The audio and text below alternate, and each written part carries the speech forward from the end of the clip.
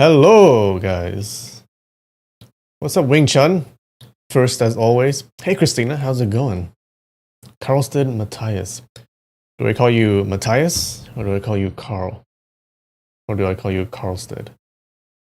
What's up, Bigfoot? Nice of you to join.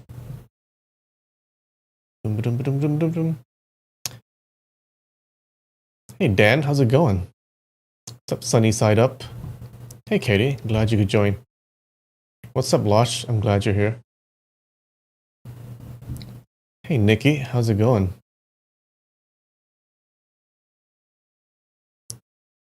Alright guys, it's been 3 weeks without Japanese snacks. Please send help. Send Japanese snacks. I haven't had a chance to go buy some yet. Hopefully next week.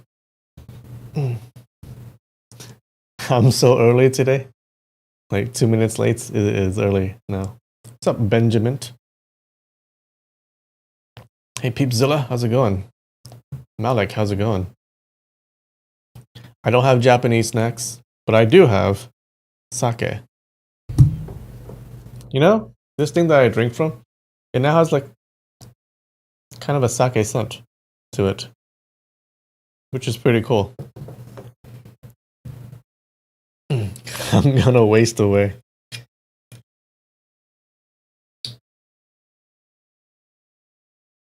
All right. Let's pour some.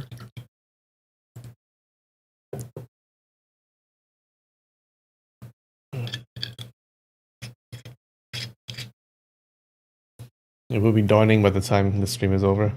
Yeah, it's like 3 o'clock for you, isn't it?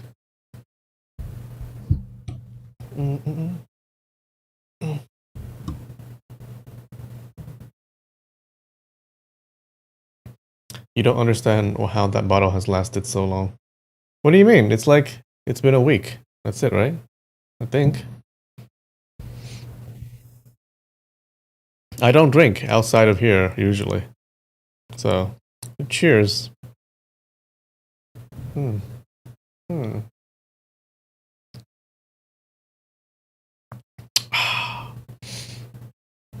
up, Greek yogurt?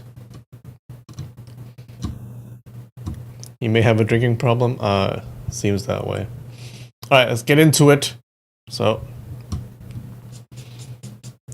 gonna go Japanese prefectures. I think after this, we're gonna do Japanese provinces, like the old provinces. Yeah, I think that would be cool. I would love to know where all of those are located anyways.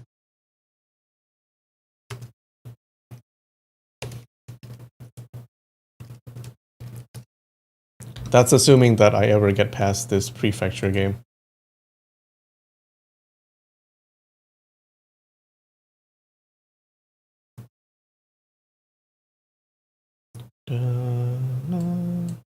Alright, hold on. Okay.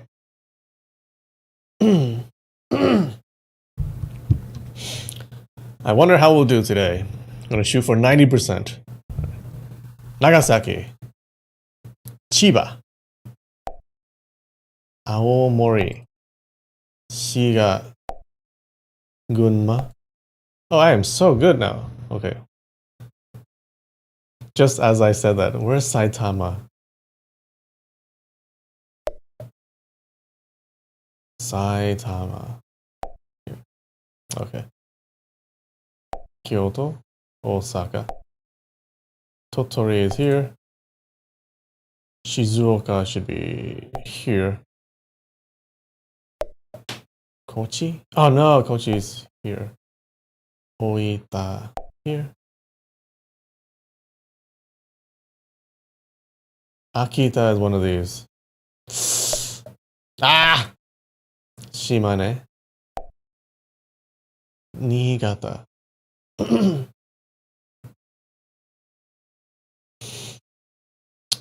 Where are you? Oh, the big one. Tochigi is here. Saga is here. Okayama.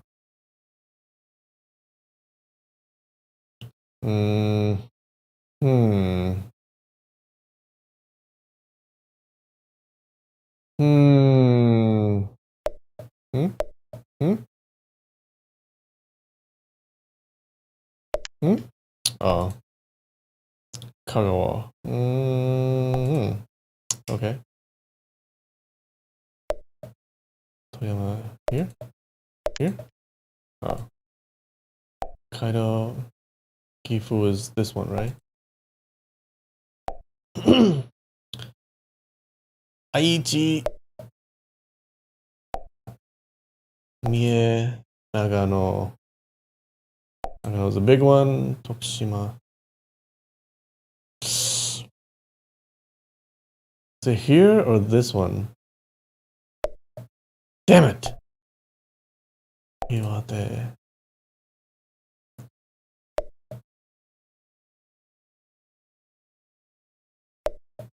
Ishikawa. Fukui. Ishikawa. This is Ishikawa. This is Fukui. Ishikawa. Fukui. Kagoshima. Hiroshima. Ehime.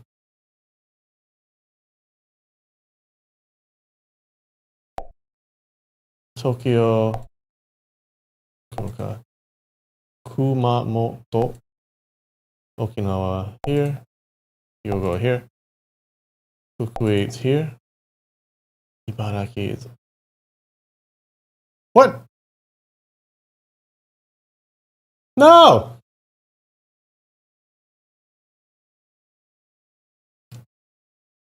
It can do that? Oh my god. McAfee! I don't think that was right though. That was a. I think that was an ad. I don't have McAfee. Well, it just screwed me. What is going on?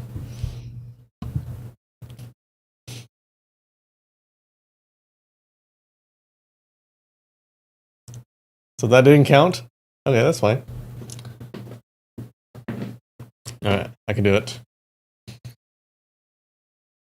Tochigi is here. Oof, so good. Kanagawa.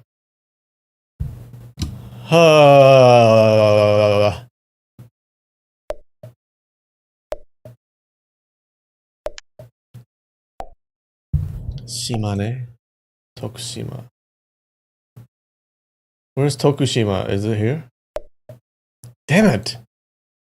The same mistake. Ehime Okayama. Hokkaido Toyama.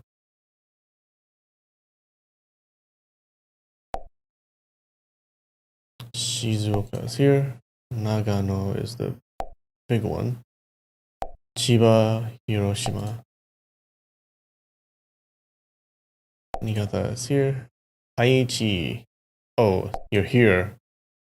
Kagoshima. This is Tokushima. This is Kagoshima.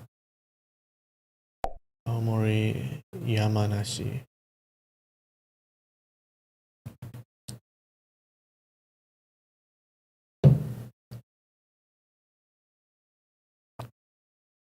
Where's Yamanashi? Here? Yamagata. Yamanashi.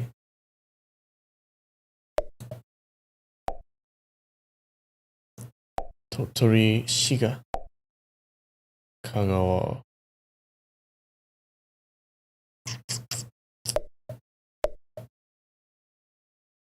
Kagawa. Oh. Akita is here. Mamoto.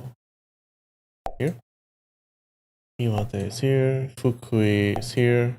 This is Ishikawa, right? Nara is here.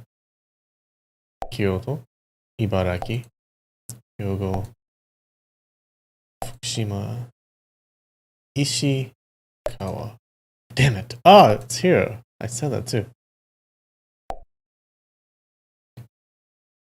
Wakayama. Here. Yamagata. Here. Here. Yamaguchi. Saitama. Here. Mie is this one. Gunma. Gifu. Kochi.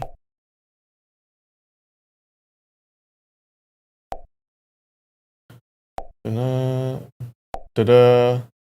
Da-da. Da-da. Miyagi is here. Oh, smooth sailing. Yo! Alright, 78. Round 2. Yamagata. Yamagata. Yamanashi.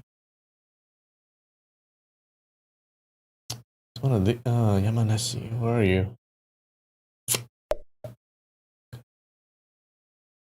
Too many yamas. Too many mountains. Yamanashi. Yamanashi. Okinawa. Alright, this is Tokushima, right? This is something else Shima. Okay. Fukuoka. Hyogo. Toyama. Toyama.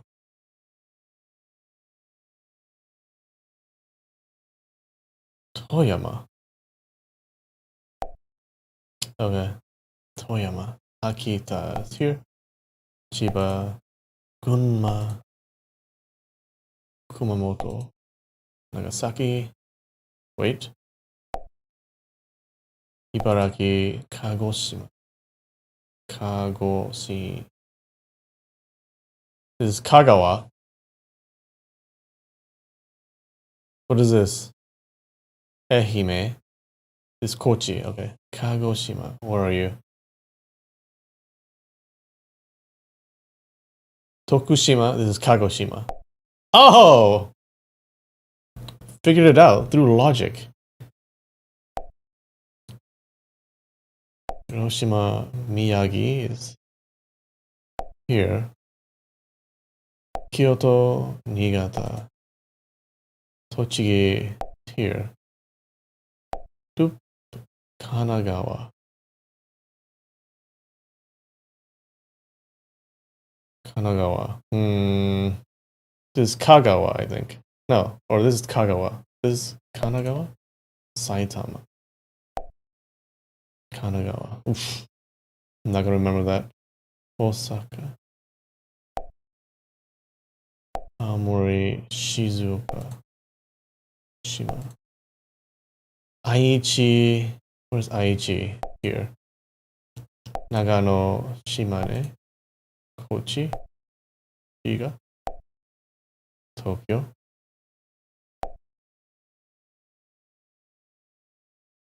Ishikawa is here. Mie. Fukui. I remember those two now. Saga. Wakayama.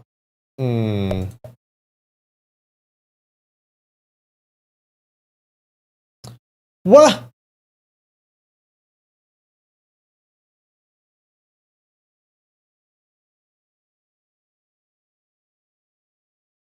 Wait, do I have McAfee? Did it get installed somehow? Hold on. Wait, give me a sec.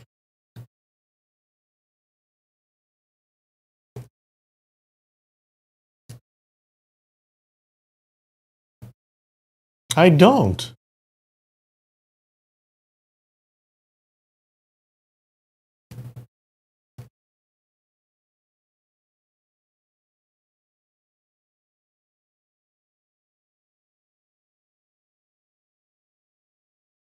Okay, I don't know why it's doing that. Alright. Oh, that was a good run too. Oh no.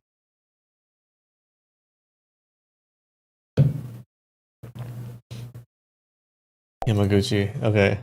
I better not do it this time. Hyogo. It's an ad.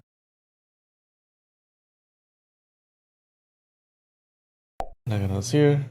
Kagawa is here. Shizuoka, Ibaraki.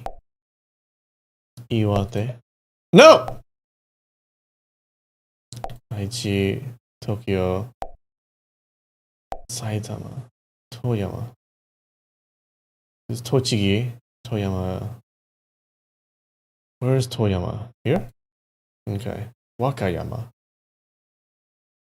This is Okayama. Wakayama. Here? Here? Here? Oh. Here. Wakayama. Tokushima. Nara. Nagasaki, Fukuoka.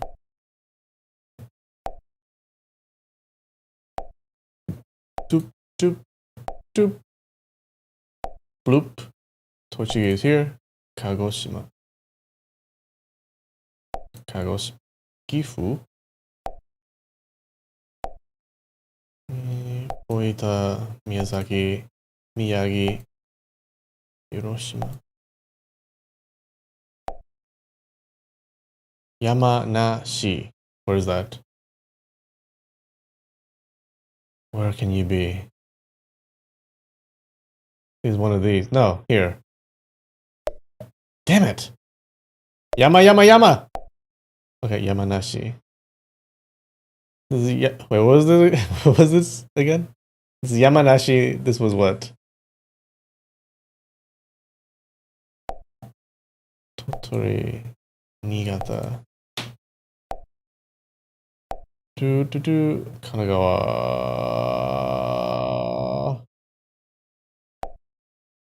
Yamagata. Ishikawa.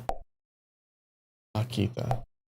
Yamagata is here. Gunma, Shimane, Kumamoto, Kochi, Aomori. Ooh!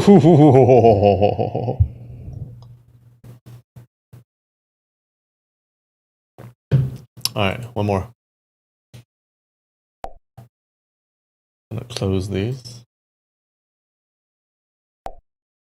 Aomori, Kanagawa.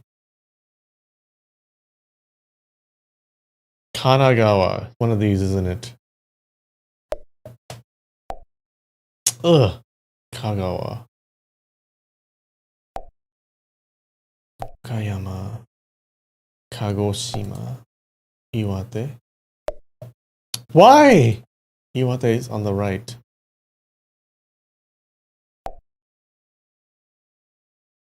Yamagata. Uhu. Osaka. Saga. Gunma. Nara. Nagasaki. Tottori. Hokkaido. Toyama. Toyama, where were you again? Here. Next to Ishikawa. Okay. Kochi. Yamanashi.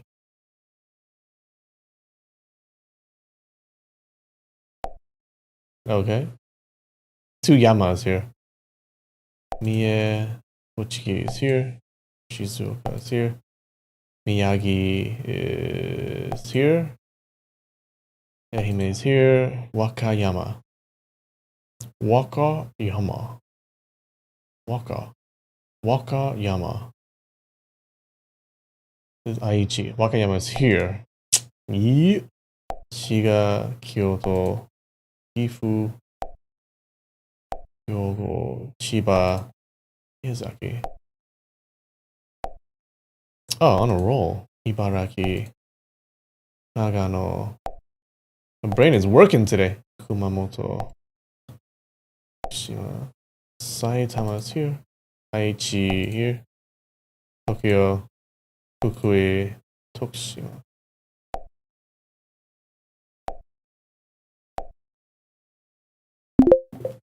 Oh, ho, ho. Missed two, guys, I think, right? Two!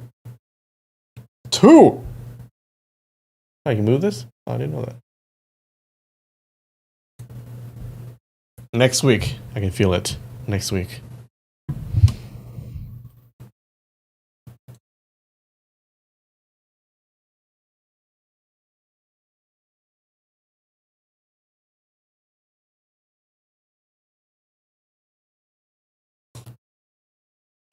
Lin, that's my name.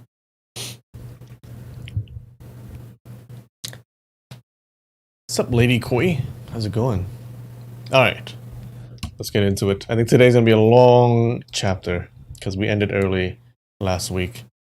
Alright, so what happened last week? Last week, if you remember, we're at the Shaolin Temple the monk from Tibet, Jiumozi, came to harass the temple, but the abbot tells Suju to duel with him. Okay. Now, Jiumozi seems like he knows some Shaolin temple techniques, so the abbot is like wary of harming the reputation of the temple. However, Suju is just a junior monk, so if he loses, there's no reputation loss, right? So the abbot lets Suju fight, and he also sees that Suju is surprisingly strong for some reason. So they fight. We get some backstory about what Jiumozi has been up to. He snuck into this cave in that area where the Murong and the Wang families live. We find out that Madame Wang is the mother of... Madame Wang, she's the mother of Wang Yuyan. But she is also the daughter of Li Qushui and Wu Yazi. You remember, Li Qushui was the enemy of the child granny, and Wu Yazi was the master of the carefree sect, right? The guy, the old dude who gave his powers to Suju before he died.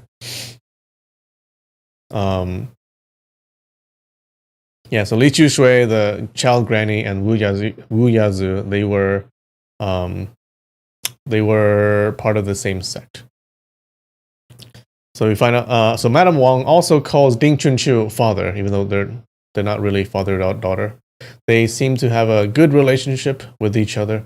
Anyways, Jiumozi, he stole a set of 8 martial arts manuals called the Minor Formless Skill from Ding Chunqiu, but it's missing one. Okay, he got 7 out of the 8 martial arts manuals. So he practiced it, and he practiced it, but he was just guessing what was in the missing manual. Right, and it probably won't turn out well for him in the future. But right now, he's been practicing the 7 manuals, and that's why Suju was surprised that he knows the minor formless skill. So they're dueling. Now Suju is a fast learner, it seems, because during the duel he just learns on the job and he gets the upper hand. Jiumozi feels this, and he cheats, and he throws a dagger at him, plunging it into Suju's shoulder. At that point, Suju's 4 female guardians, remember those girls who were disguised as monks? They jumped out, and with their swords at Jiumozi's neck. And that's what happened. How's that?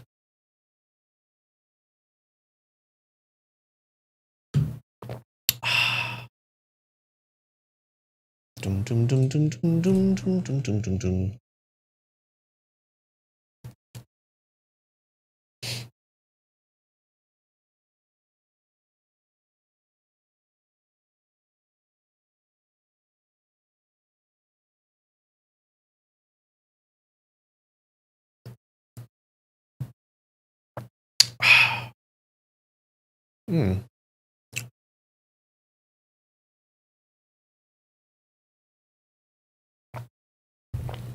All right.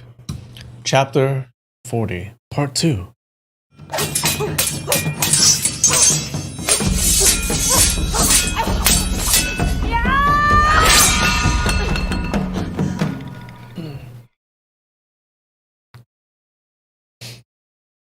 All right, so yeah, the 4 girls jump out and tell Jiumozi to surrender. Suju turned his head and looked. Unexpectedly, these 4 monks were plum, orchid, bamboo, and chrysanthemum swords.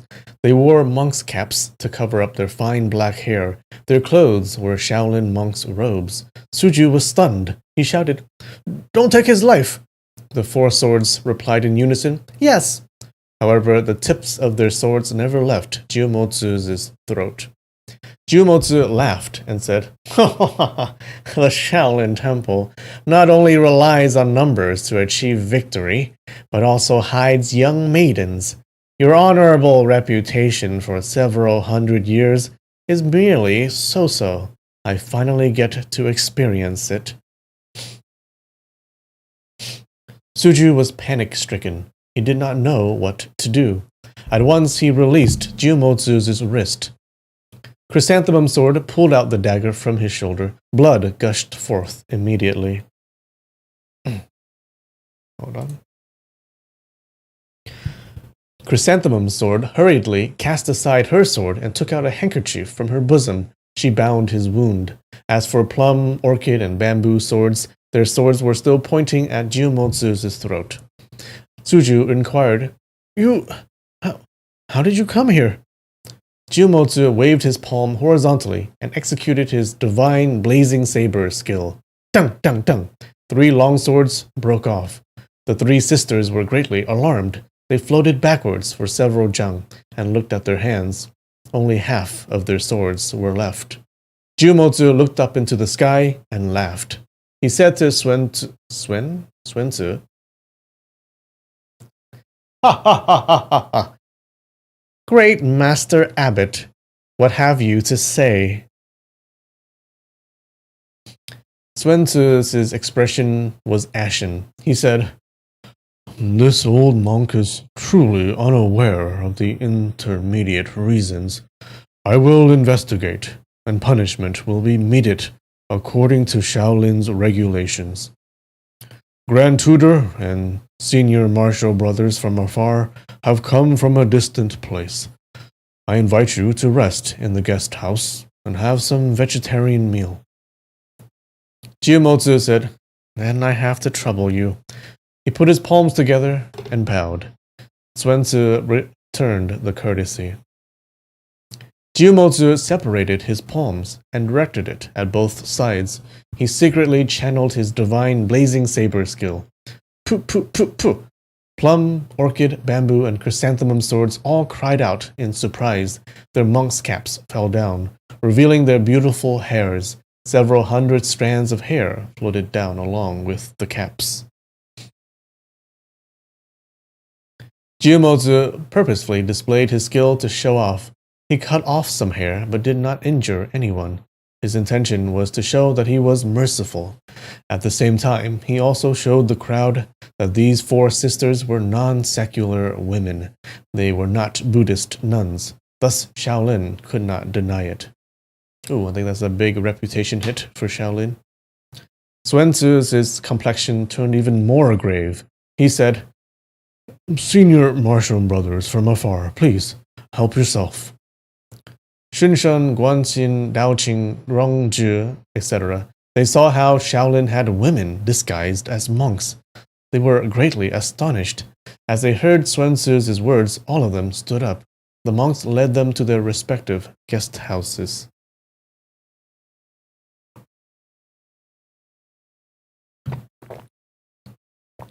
What's up, Casey? Yeah, I just started reading. Once the foreign guests exited the main hall, Plum Sword said, Owner, we left the mountains secretly and came here to serve you. Please don't blame us. Orchid Sword said, Monk Yuan-Gin was rude to Owner, thus we beat him up several times before he realized what was good for him. Alas, unexpectedly, this foreign monk managed to injure Owner. Suju grunted, Ugh! He finally understood. Yuan-Gin was initially rude, but became respectful later. Yuan-Gin was that monk that abused him. As it turned out, he was coerced by these 4 sisters. It seemed the sisters had remained in the temple for quite some time, disguised as monks and hiding within it. He could not help but stomp his feet and said, Preposterous! Preposterous! He immediately knelt down in front of the statue of Rulai and said, Disciple has committed grave sins in his pre-life. I failed to maintain clear monastic discipline in this life. Thus, I attracted countless troubles and disaster for the temple. I respectfully invite Abbot to punish me heavily. Chrysanthemum Sword said, Owner, please don't continue being a hateful Buddhist monk anymore. Why don't we return to Misty Peak? There's only green vegetables and tofu here, not the slightest bit of lard. What's more, you have to be under someone else's control. What is so good about it? Bamboo Sword pointed at Suen-Tzu and said, Old monk, if your speech is offensive to our owner, then we 4 sisters will have to be impolite as well. You better be careful.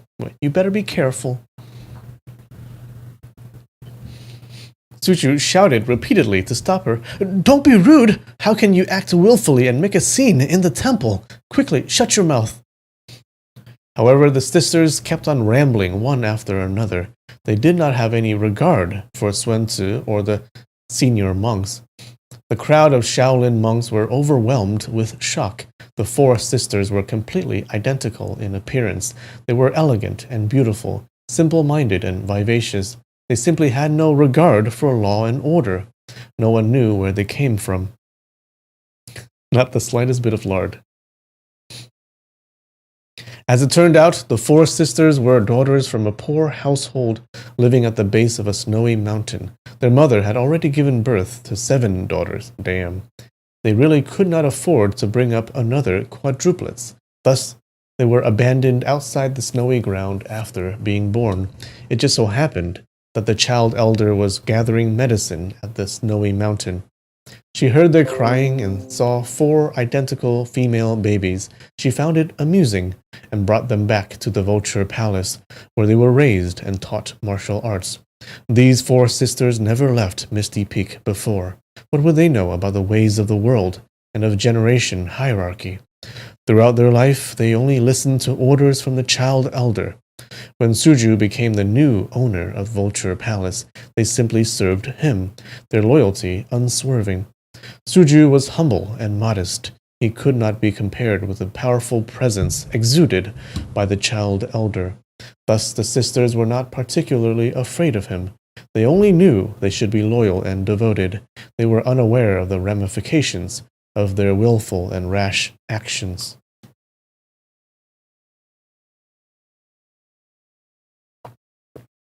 Sun Tzu said, "Other than fellow apprentices from the Suen generation, the rest return back to your rooms. Huilun, stay here." The crowd replied in unison. They walked out in a line according to their generation. In a short period of time, only 30 Suen generation monks remained in the Hall of Great Strength, as well as Huilun, Suju, and the 4 sisters. Huilun also knelt down in front of the statue of Buddha and said, I think Huilun is Suju's master? Or senior? Disciple did not teach properly. I produced such sinful apprentice. Abbot, please punish me severely. Bamboo Sword giggled and said, Baldy, with your negligible level of martial arts, you think you are fit to be our owner's master? The day before yesterday in the pine forest, the masked person who made you stumble 8 times, that person is my second elder sister.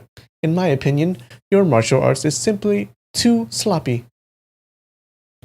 Suju groaned inwardly. Terrible, terrible.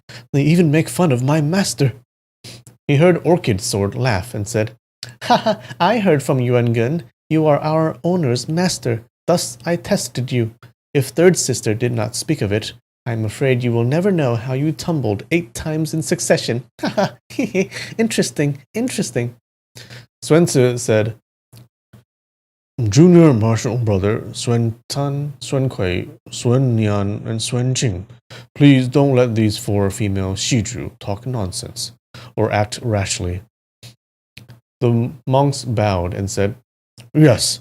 They turned around and said to the 4 sisters, Abbot's orders. Shiju, please do not talk nonsense or act rashly. Plum Sword laughed and said, Unfortunately, we insist on talking nonsense and acting rashly. What can you do? Or what can you do? The 4 monks said in unison, In that case, then pardon our offense. Their monks' robes fluttered slightly. Their pair of hands seized the 4 sisters' wrists. Sun Tzu employed the dragon claw skill. Sun Kui employed the tiger claw hand. Sun Nian employed the eagle claw skill. Sun Jing employed the 18 capturing strikes of Shaolin. Their stances and moves were different, but all of them exquisite martial arts of Shaolin. Other than Chrysanthemum's sword, the other 3 sisters had their long swords broken by Jiumo Tzu.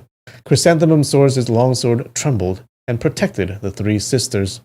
Plum, orchid, and bamboo swords waved their broken swords. They launched their attacks under the sword ray of chrysanthemum swords. Sword. Stop saying sword.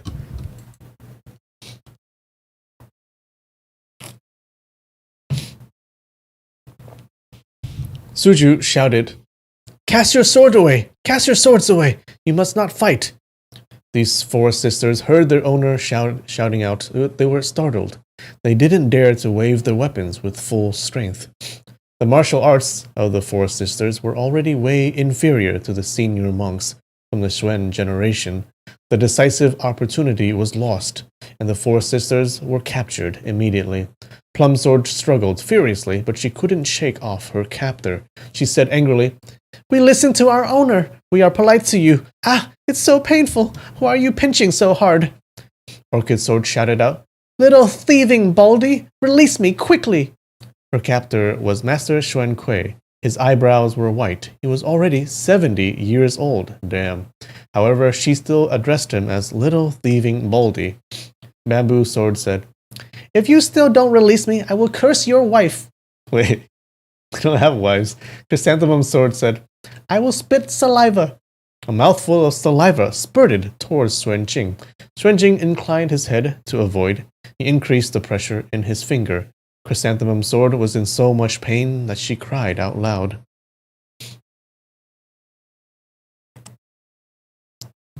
The Hall of Great Strength was originally a solemn Buddhist ground. In a split second, it became a place where little girls wept and screamed aloud.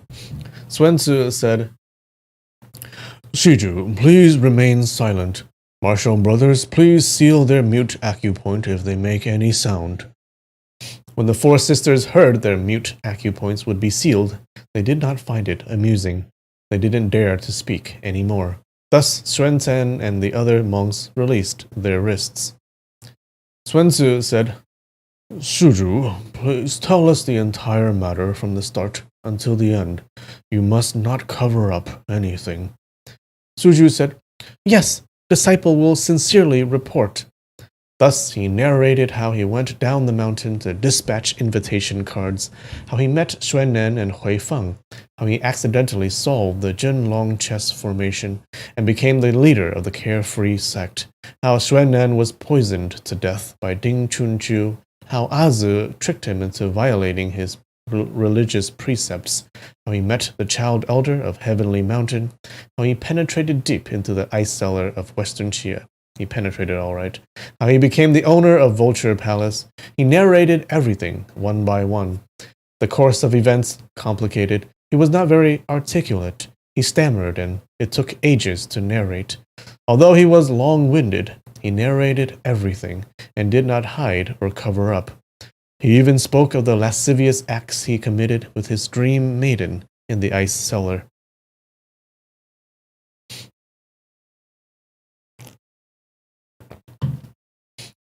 The senior monks became increasingly amazed. Suju's strange encounter was truly unprecedented in the martial arts fraternity. Moments ago, the crowd of monks had seen Suju's skill in the dramatic fight with Jiumotsu. They did not have any doubts about his narration. They pondered, if he did not possess the divine internal energy of the top 3 experts of the Carefree sect and comprehended the first-class martial arts on the stone wall of Vulture Palace, then how can he withstand the peerless divine skills of the Grand Tutor of Tubo? When Suju finished speaking, he prostrated himself before the statue of Buddha. He bowed to the ground and said, "Disciple is hindered by heavy delusion. I cannot get rid of them. I became indecisive when I encountered external demons. I broke the precepts against meat, wine, murder, and lascivious acts. I renounced my own sect and learned heretic martial arts. I also led 4 females into the temple. I tarnished the clean reputation of Shaolin. It is a great crime. Buddha, please have mercy. Abbot, please have mercy." He became increasingly sad as he thought about it. He could not help but cry out bitterly. Plum Sword and Chrysanthemum Sword snorted at the same time. They wanted to speak so as to persuade him he didn't need to be a Buddhist monk. Swen Tin and Swen Jing immediately extended their hands and hooked onto the meridians of these two sisters. The sisters had no choice. They were about to speak out, but had to swallow their words. They glared ferociously at the two old monks and cursed secretly. "Damn monks, stinky baldy." Swen Tzu muttered to himself for a long time. He said, "Martial brothers, Suju's encounter is simply too strange. This matter concerns the clear reputation of Shaolin, which has lasted several hundred years. It is inconvenient for me to make the decision alone. I invite everyone to discuss together." Xuansheng said loudly, "Reporting to Abbot, although Suju made a huge mistake, but his meritorious service is also not small. If he did not subdue that foreign monk during that critical juncture, will our temple still be able to maintain its standings in the martial arts fraternity? That foreign monk asked us to break up, join the Refreshing Temple, Pudu Temple, etc., or even Tubo's Lama Temple. This great shame and humiliation. Suju alone saved us from the predicament. It seems our temple is fated to undergo this calamity due to numerous virtuous deeds. Our fortune and karma is deep and profound. Thus, Suju experienced such strange encounter, which allowed our temple to avoid this calamity. In my opinion, we should order him to repent and reflect so as to eliminate his sins. Afterwards, let him study martial arts intensively at Damo Courtyard. Hereafter, he cannot leave the temple anymore or get involved in any foreign affairs." It was an extreme honor for a monk to enter the Damo Courtyard to study martial arts intensively. The monk must possess extremely high levels of martial arts in order to gain entry. Of the 20 monks in the Xuan generation, only 11 or 12 got to enter the Damo Courtyard. Even for Xuansheng himself, he did not get to enter the Damo Courtyard. He proposed to allow Suju to enter it. It was not punishment at all. On the contrary, it was a great reward. The head monk of Damo Courtyard was originally Xuannen. Now it was taken over by Xuanyin. Xuanyin hesitated to make a decision. He did not know what to say. Xuanji, the head monk of the disciplined courtyard, said, "Based on his martial arts achievement, he is qualified to enter the Damo Courtyard. However, his martial arts is heretic and unorthodox. How can such martial arts experts be allowed to stay in the Damo Courtyard? Junior martial brother Xuansheng, did you consider this before?" Once he said it, the group of monks all felt that Xuansheng's suggestion was inappropriate. Xuansheng said, "Based on senior martial brother's opinion, what should we do?" Xuanji said, I really don't have any firm ideas. Suju did render meritorious service, but he also made mistakes. He should be rewarded for his merits and punished for his mistakes. Suju did not incite these four ladies to enter our temple disguised as monks. We should be frank and explain the truth to Jiumozi and Xunshan. It will be good if they believe us. It doesn't matter if they don't. We have clear conscience. No need to pay attention to other people's absurd conjectures. This is nothing difficult. However, Suju broke precepts repeatedly. He abandoned our school and learned unorthodox martial arts. I am afraid he cannot be allowed to stay in Shaolin anymore. Uh-oh. Unexpectedly, Xuanji wanted to expel Suju out of Shaolin. The most heavy punishment in Buddhism was to expel someone out of the sect. The group of monks were all dumbstruck by his words. Oh, he's gonna be so sad. Xuanji continued. Suju relied on his martial arts and violated several monastic disciplines. Originally, we should cripple his martial arts before expelling him. However, someone else already nullified his former skills. The martial arts he carried now is not from our school. Thus, we have no rights to cripple them. With tears rolling down his eyes, Suju said, Abbot, martial grandfathers, please have mercy for the sake of Buddha. Give disciple a chance to turn over a new leaf. No matter what kind of punishment disciple is willing to accept, just don't expel me from the temple. Remember, he lived since he was a little kid in this temple. He was sobbing. He was extremely sincere. The group of monks looked at each other. They really couldn't make a decision. Listening to Suju's plea, it seemed he was truly repentant and sincere. There was a saying, lay down butcher's knife and become a Buddha. And the sea of bitterness has no bonds. Turn your head to see the shore. Buddhism was widespread and saved all living things, even for extremely vicious and evil people. Buddhists have to try all possible means to enlighten him, let alone a disciple from their own temple who wants to get back on the right path. How can they deny him the path to virtue?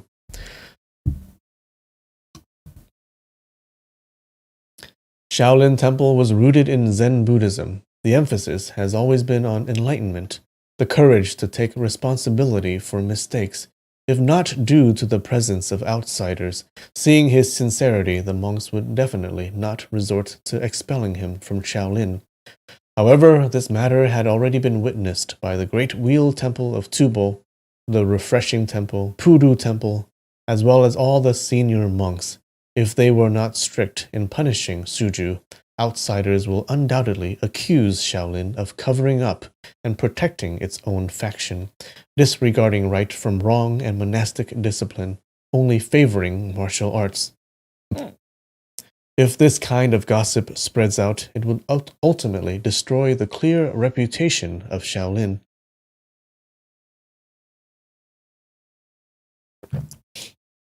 You knew it? Expelled? Yeah, looks like he's going to be expelled. At this moment, an old monk strolled out. Oh, maybe not. An old monk strolled out from the rear hall, aided by two junior disciples. The monk was Xuan Du. He was injured by Jiumozu's finger strength and rested in his room. However, he was concerned about the outcome of the duel in the main hall. Thus, he dispatched his disciple to give him constant reports. He heard that Jiumozu was defeated and forced to retreat. A group of monks interrogating Suju with the intention to punish him. Thus, he endured his injuries and went to the hall of great strength.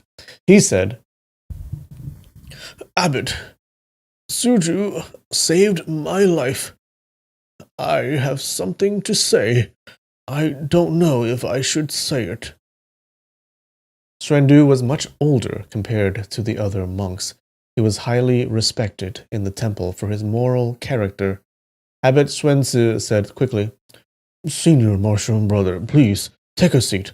Speak slowly, don't aggravate your injuries. Xuandu said, Saving my life, it's nothing much. However, we have 6 important matters which we have yet to settle. There is much benefit if we keep Shuju in the temple. If we expel him from the temple, then it would be difficult.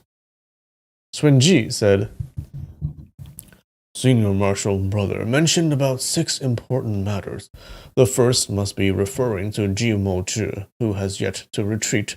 The second matter must be Shinshan criticizing our temple for indulging disciple Qiao Feng and letting him commit evil. The third matter must be the newly appointed chief of the Beggars Clan, Zhuang Juxian's lust for the position of the chief of martial arts fraternity.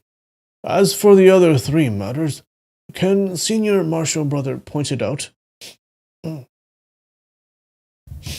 Xuandu gave a long sigh and said, Ah, Xuanbei, Xuanku, Xuantong, and Xuannan, the lives of our 4 martial brothers. When he mentioned these 4 monks, the crowd put their palms together and chanted simultaneously, Buddha is merciful. Initially, the crowd of monks assumed Xuanku was killed by Qiao Feng. Soon after, they dispatched experts to investigate. They cleared their suspicions of Qiao Feng, but as for the true killer, they still did not have any ideas. Xuantong and Xuannan were killed by Ding Chunqiu. They had yet to avenge this animosity. As for the murder of Master Xuanbei, they still did not have any clue. Everyone knew Xuanbei died due to the Great Skanda Pestle. The Great Skanda Pestle is one of the 72 supreme consummate skills of Shaolin. It was precisely the skill Xuanbei had trained bitterly for over 10 years. Previously, they assumed it was Gusu Murong family, employing the returning you with your own move. But afterwards, Hui Feng and Hui Jing narrated their acquaintance with Deng Baichuan and Gong Yugang. All of them felt that the subordinates of Gusu Murong were not wicked and crafty people. Moreover, they joined hands with Shaolin to deal with Ding Chunqiu. It could be said that they shared a common enemy. In addition, everyone witnessed Jiu Mozu's skills moments ago.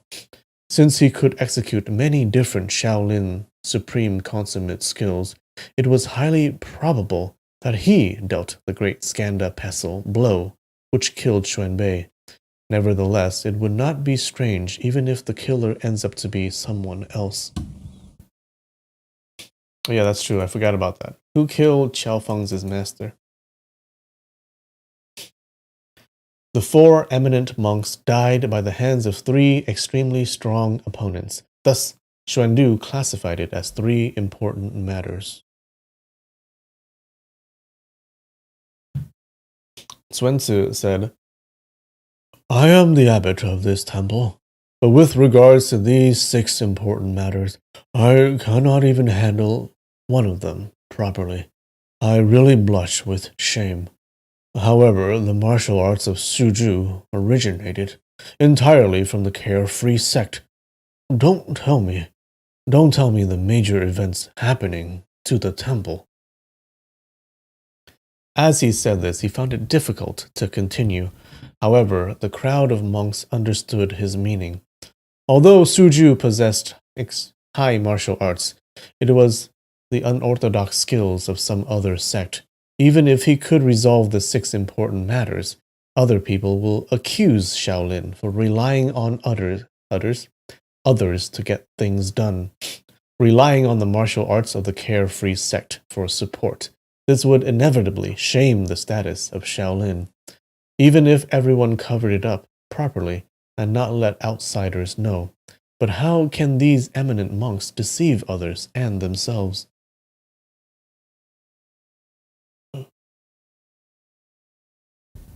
Oh, my camera is out? Oh, sorry. Hold up.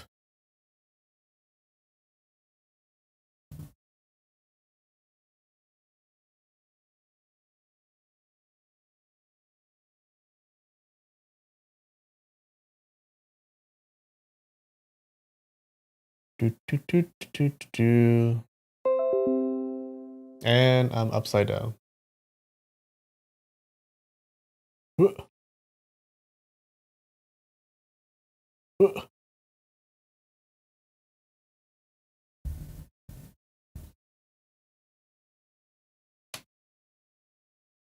There we go. I'm Australian. Just stay upside down. I don't know how to do that.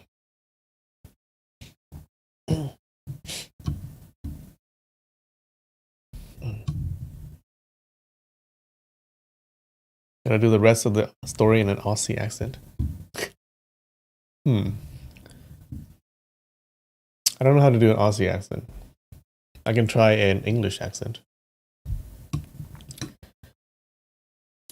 They deliberated for a long time. Xuandu said, sorry, I can't do it.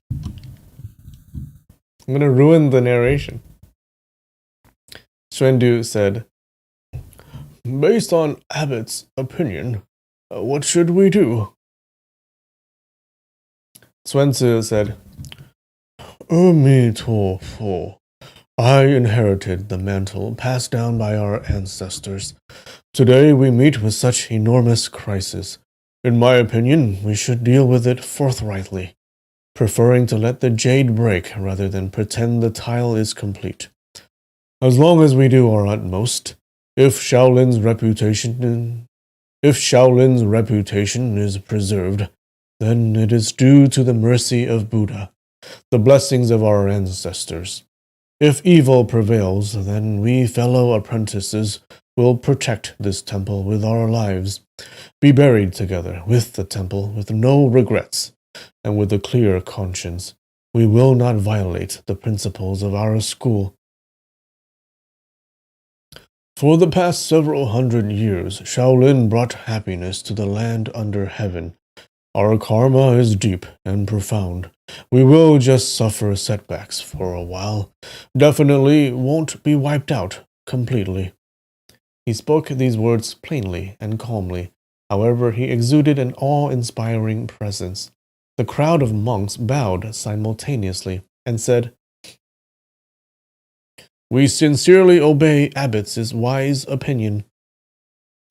Xuanzi turned towards Xuanji and said, Junior martial brother, please enforce the monastic discipline of our temple. Oh no.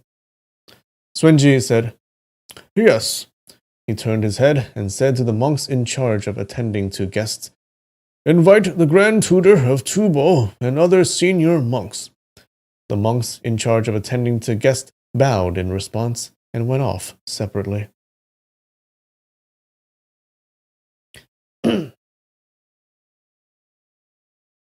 Xuandu, Xuansheng, etc., they sighed inwardly, although they had the intention to protect Suzhu, but the speech by the abbot focused on righteousness. They could not abuse their power and destroy the clear reputation of Shaolin. Everyone knew the facts. If they pardoned Suzhu's offense, they would achieve victory, yet defeat at the same time. However, if they acted impartially and enforced the law, then they would suffer defeat but preserve their honor. The abbot already said to protect the temple with their lives, be buried together with the temple. Thus, he already cut off their means of retreat. How Suzhu would be punished is not of particular importance now. Suzhu knew the matter was difficult to save by now. He was weeping and pleading. His weeping and pleading were all in vain. He pondered.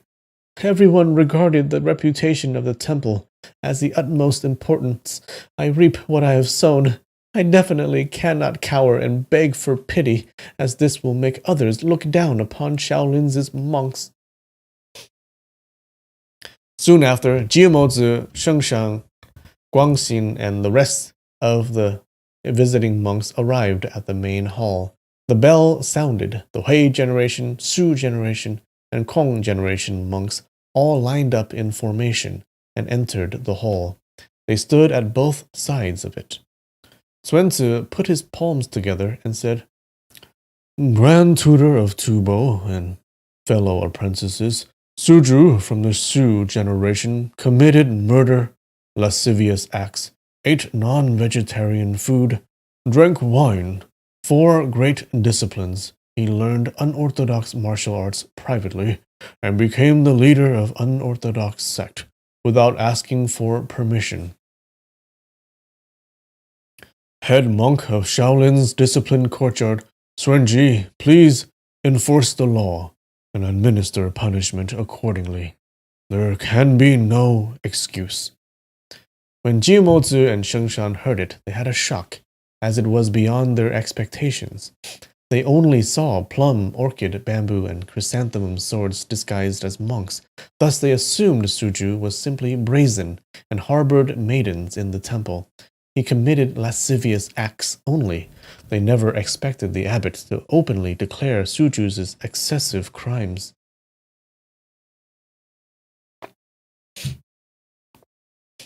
Master Dao Qing from the Pudu Temple became a monk from middle age. He had a wide understanding of the ways of the world. His temperament kind and benevolent. He was fond of helping others.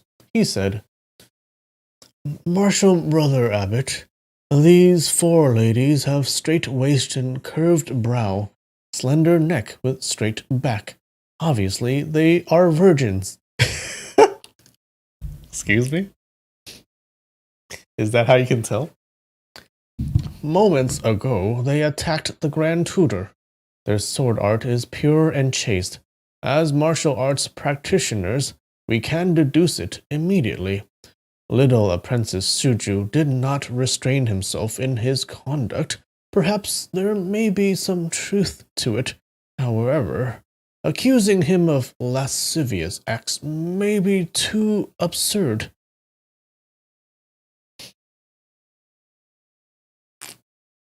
What, you guys didn't know? You didn't know? If she has a straight waist and curved brow, a slender neck, and a straight back, obviously she's a virgin.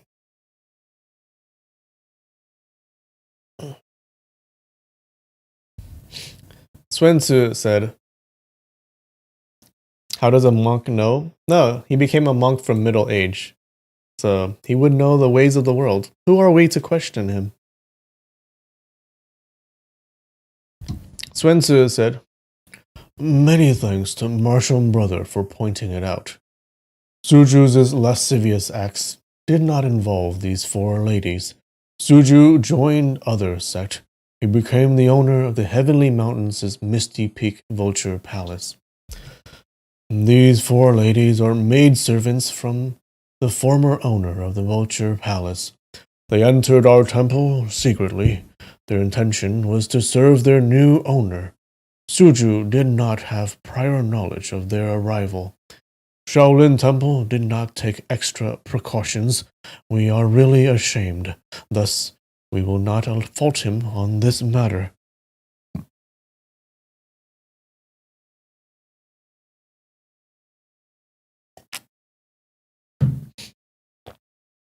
Although the child elder possessed extremely high martial arts, she never set foot on the Central Plains before.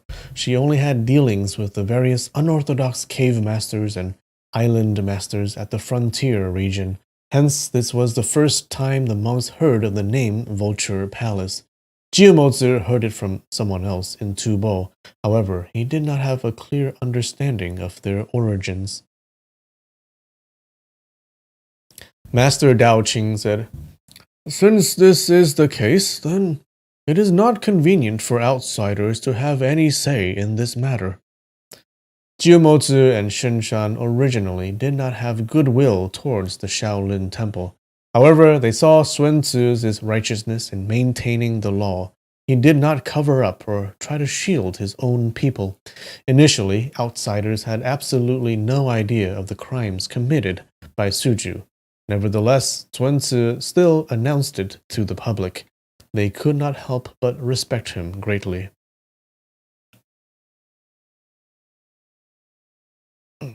Sun Ji took a step forward and said in a bright voice, "Suju, the offense pointed out by Abbot, do you admit it? Do you have any justifications for them?" Suju said, "Disciple admits it. My sin is too great. I cannot justify my actions. I willingly accept martial grandfather's punishment." The crowd of monks were inwardly afraid. They looked at Sun Ji, waiting for him to announce the punishment. Sun Ji said in a bright voice, "Suju committed murder, lascivious acts, ate non-vegetarian food, drank wine, 4 great disciplines. The act of murder is of particular importance. He would receive 100 strokes of the rod in public. Suju, do you accept it?" Suju heard the punishment was just 100 strokes of the rod. With regards to the sins he committed, it was simply not a heavy punishment at all. He quickly said, "Many thanks to martial grandfather for being merciful. Suju accepts the punishment." Sun Ji said again, "You studied unorthodox martial arts in private, without asking the abbot, and your own master for permission. You will be stripped of all Shaolin martial arts. From now on, you are not a Shaolin disciple anymore. Do you accept it?" Suju's heart ached. He knew the situation could not be saved. He said, "Disciple deserves to die.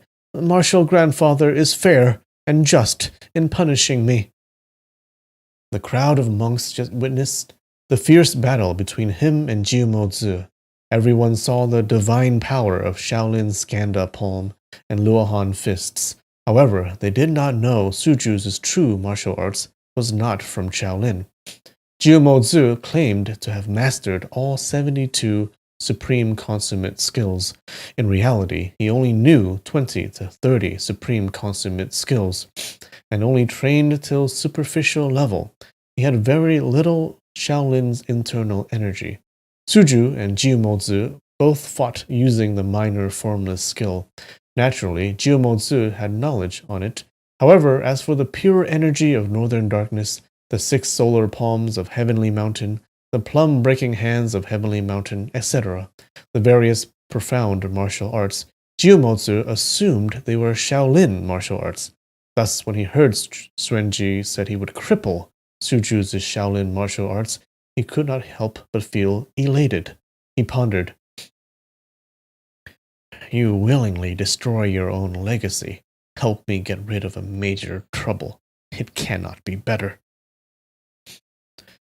Guangxin, Juexian, Daoqing, etc., the various eminent monks, they pondered, "Alas, what a pity, what a pity." Xuanji said again, "Since you are the leader of the Carefree sect, the owner of Misty Peak Vulture Palace, it is convenient for you to leave the monastic order and return to normal life. If possible, you can also become a Taoist. If you still comply with Buddhist regulations, then you can become a lay devotee. From now on, you are no longer a Shaolin monk. Do you accept this punishment?" Suju did not know his father or mother. He entered the temple as a baby. He grew up in the Shaolin temple since childhood.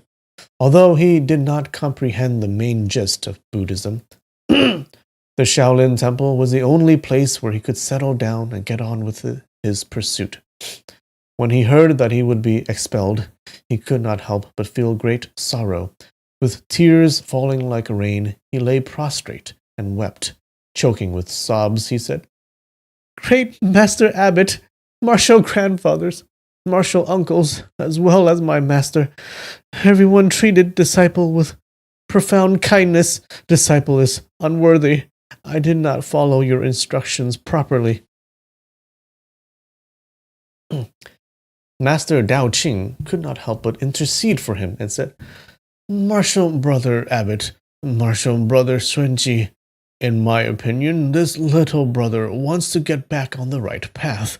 There is much desire of repentance from him. Why not give him another chance?" Xuanzi said, "Martial brother is correct. However, Buddhism is widespread. You can practice it anywhere. Suju, we punish you by expelling you from the temple. However, we did not harbor any evil intentions.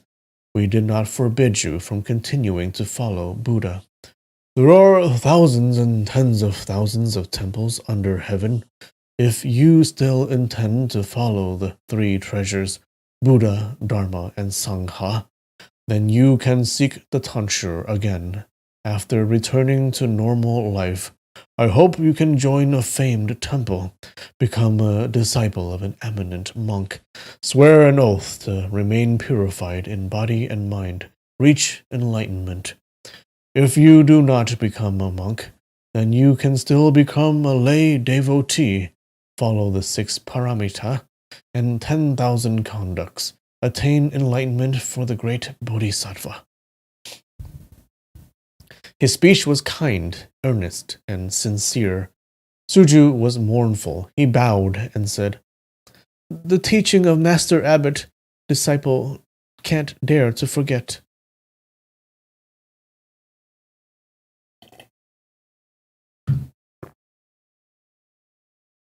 Xuanji said again, Heilun, come here.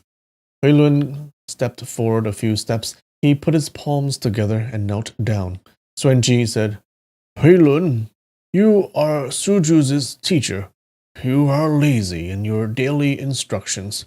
You fail to give guidance on the evils of the 3 poisons and 6 roots. Thus you caused the disaster that happened today. You will be given 30 strokes of the rod. Sit facing the wall in the discipline courtyard and repent for 3 years. Do you accept? Damn! You gotta sit facing the wall for 3 years. And it's not even what you did.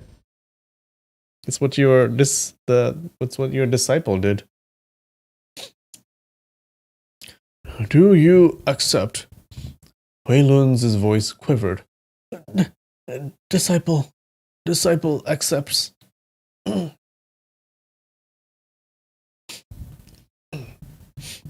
Suju said, Martial grandfather, disciple is willing to endure the 30 strokes of the rod on behalf of my master. Xuanji nodded his head and said, Since this is the case, then Suju will receive a total of 130 strokes of the rod. Disciple in charge of corporal punishment, go fetch the rod. At this moment, Suju is still a Shaolin monk. You cannot be lenient in your punishment. After he exits the temple, Suju will be the leader of another sect. He will have no more hatred with our temple. Everyone in the temple must pay extra courtesy and respect to him. The 4 disciples in charge of corporal punishment accepted their orders and left. Soon after, they returned to the main hall, their hands grasping a long purple-red wooden stick. Xuanji was about to issue the order to execute the punishment when suddenly a monk rushed into the main hall hurriedly, his hand supporting a big pile of name cards.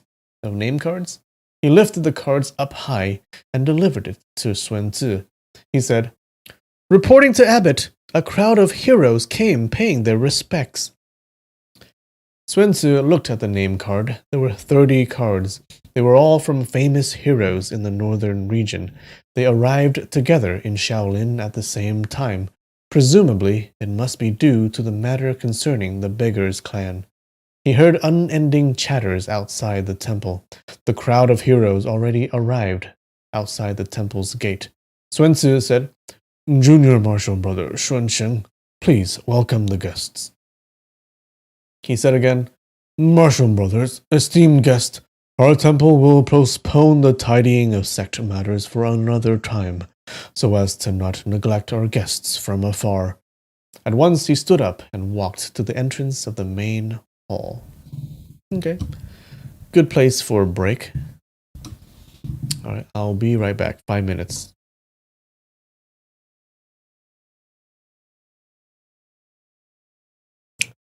And we are back. Alright. Now, technically, Suju is still a Shaolin monk. They haven't expelled him yet. Let's see what these heroes outside are.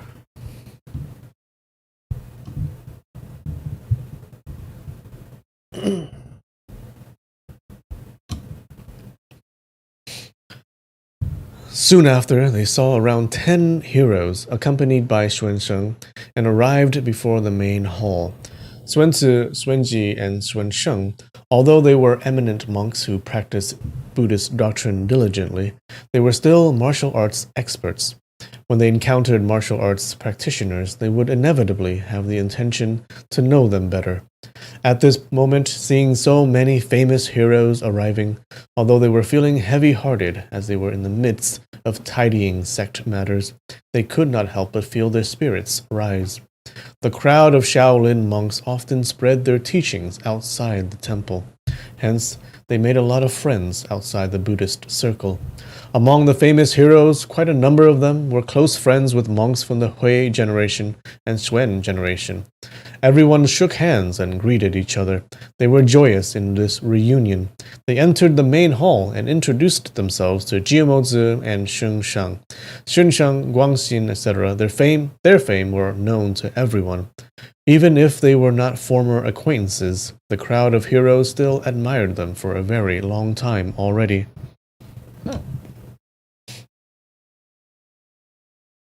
Xuanji was about to ask the heroes for their purpose in coming when another monk rushed in to report. Another 10 heroes from Shandong province and Huainan prefecture arrived at Shaolin to pay their respects. Sun Chen went out to greet the guests and welcome them into the main hall. A shady fellow said loudly, "Beggar's Clan Chief Zhuang invited us to witness a lively event. Has he yet to arrive?" A feminine and soft voice said, "Oh, chap, why so anxious? Since we are here already, you think you won't have any chances to witness any activity? Obviously, we small fries will go on stage first. The main event will appear at a later stage." Sun Tzu said in a bright voice, "Ladies and gentlemen, all of you arrived at my humble temple without prior notice. Shaolin is really honored. I ask for your forgiveness if we do not entertain you properly."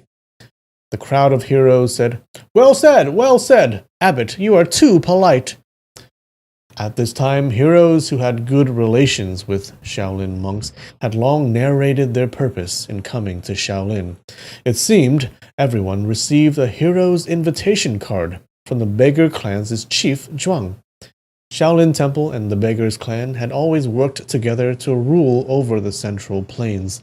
Now the new chief of the Beggars Clan, Zhuang Juxian, wished to elect a leader of the Central Plains martial arts fraternity.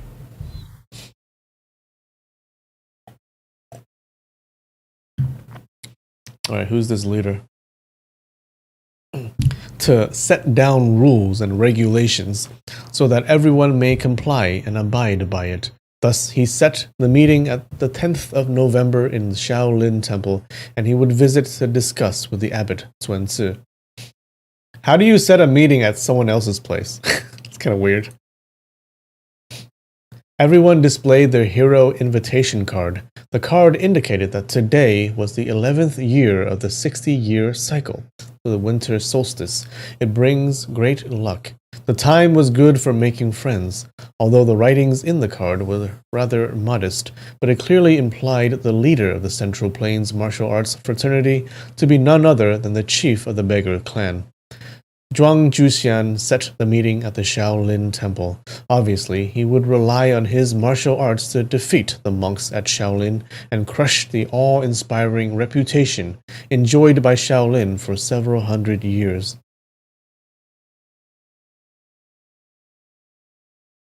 You do it by sheer force of will? Yeah, apparently. He has a lot of will. A lot of arrogance, too. Who's this guy?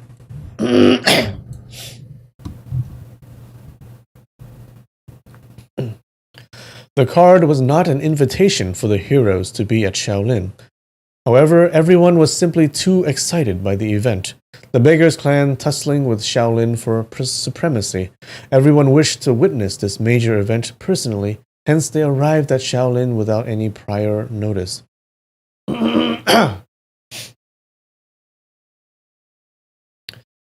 The most frequent question that popped up among the discussion in the main hall was, who is Zhuang Juxian?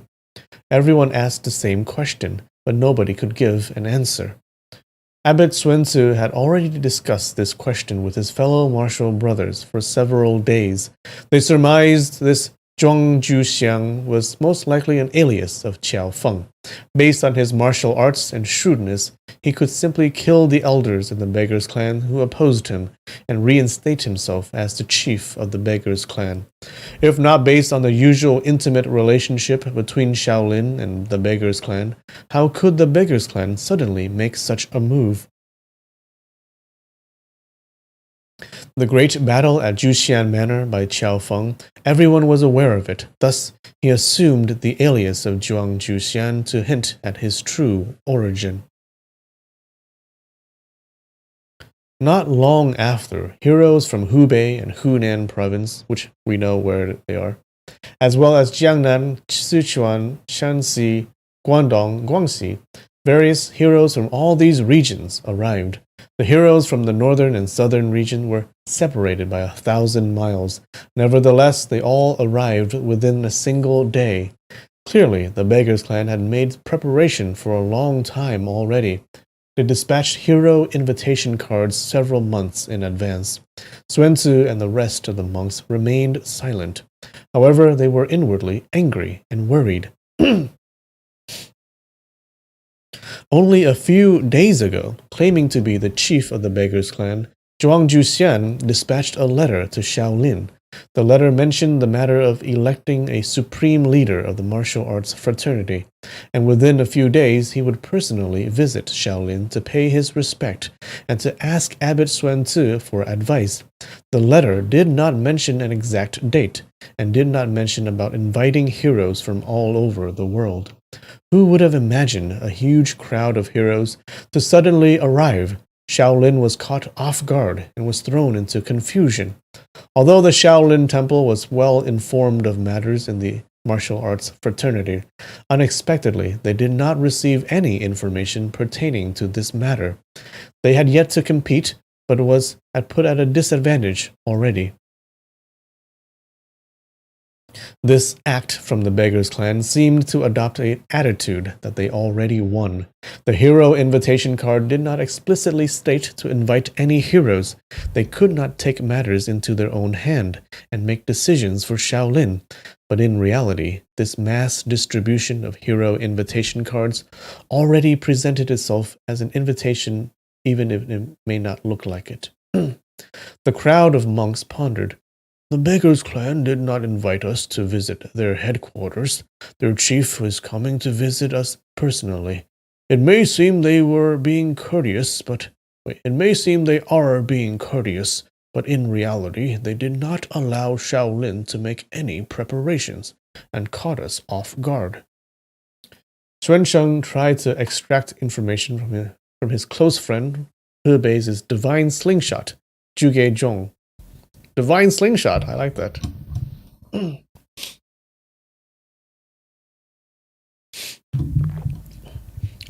Aha, old Zhuge, you already received information, but you did not write any letters to me. Our 30 years of friendship, henceforth, I will write it off with one stroke. Zhuge Zhong blushed deep red. He tried to clarify repeatedly. I only received this card 3 days ago. I did not even finish eating my meal and rushed over here straight away without rest. En route, 2 of my best horses died due to exhaustion. I did this out of fear that I might miss the event and cannot lend you, stinky thief Baldy, a helping hand. How can you blame me for no reason? Xuansheng snorted and said, It seems you really have good intentions. Zhuge Zhong said, Why other intentions would I have? Your Shaolin has high martial arts. Old brother just came here to cheer and boost morale. Is that a bad intention? The original hero invitation card sent out by your abbot. The date is fixed on the 8th of December. Everyone will gather together to meet Gusu Murong family. Elder brother arrived 1 month earlier. I did not let you down. Xuansheng was finally at ease. He inquired from the other heroes. Those further away received their invitation cards earlier. Those closer received the cards slower. However, all of them rushed to Shaolin without stopping to rest, in hopes that they could reach it on time. It seemed none of these heroes delivered a letter to Shaolin to notify, as the Beggars Clan was extremely thorough in its scheme. They calculated everyone's arrival time carefully and ensured that they wouldn't have any spare time to give early notice to Shaolin. When the monks thought of it, All of them felt that the Beggars Clan formulated its plan carefully before acting. The chief of the Beggars Clan and its members had yet to arrive, but they already gained the upper hand by a show of strength. It is very likely there would be more schemes ahead. True. So the new chief, it's probably that one dude, right? Who started the whole scheme to blame Qiao Feng for the murders. What was his name? Zhang Guanqing?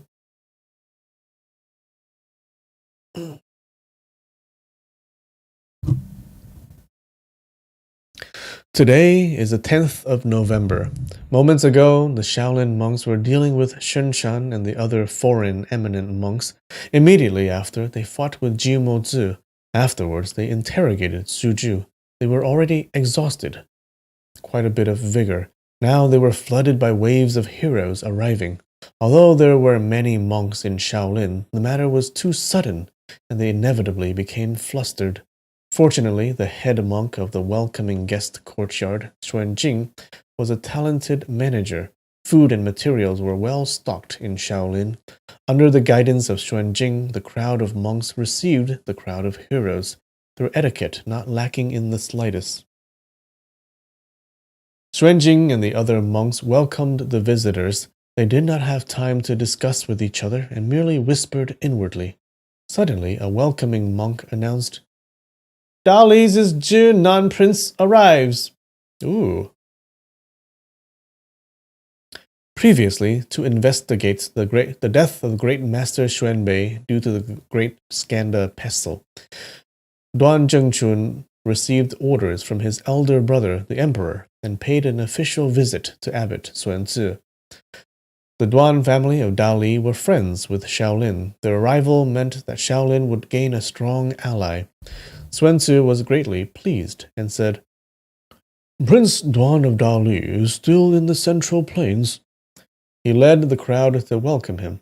Xuanzi and Duan Zhengchun, as well as his entourage, Hua Hegen, Fan Hua, Ba Tianxi, Zhu Danchen, etc., they were meeting for the second time. They exchanged conventional greetings and entered the main hall to meet with other heroes. The first person they met was Tubo's Jiu Mozi. Duan Zhengchun's countenance changed immediately. He cupped his fist and said, My son, Duan Yu, was showered with favor by the great Bright Wheel King and was brought along to the east. My son said he received many instructions and made much progress. I really can't thank you enough. Jiu Mozi gave a faint smile and said, I wouldn't dare. I wouldn't dare. How come Gentleman Duan did not follow you here? Duan Zhengchun said, I don't know where he went. Maybe he fell into the hands of a crafty, evil monk again. I was about to ask Grand Tutor for guidance. Jiu Mozi shook his head repeatedly and said, The whereabouts of Gentleman Duan, this junior monk is not aware of it. What a pity, what a pity. Duan Zhengchun was shaken. He assumed that Duan Yu must have met with some unexpected mishaps. He said hurriedly, What makes Grand Tutor say so? Although he experienced many unforeseen events before, he was concerned about the safety of his beloved son. His voice could not help but tremble. Several months ago, both father and son were joyous in their reunion. Afterwards, Duan Yu left to attend the chess meet of the deaf-mute old man. Several months later, Duan Zhengchun did not receive any letters from him. He was afraid that Duan Yu might run into Duan Yanqing, Jiu Mozi, or Ding Chunqiu, these evil people. He was extremely worried. Recently, he received information that the new chief of the Beggars Clan, Zhuang Juxian, wanted to tussle with Shaolin over the position of the supreme leader of the martial arts fraternity. At once, he rushed over to inquire about his son. The Duan family was an aristocratic family, famous for martial arts. Naturally, they were also concerned about the tussle between the Beggars Clan and Shaolin. Jiu Mozi said, junior monk met Master Kurong, Abbot Bunyin, and your esteemed elder brother at the Tianlong Monastery. Their spirits were calm and composed, their aura serene and stately. Truly, those who had attained the way of virtue. Prince Zhinan's fighting prowess shook the entire world.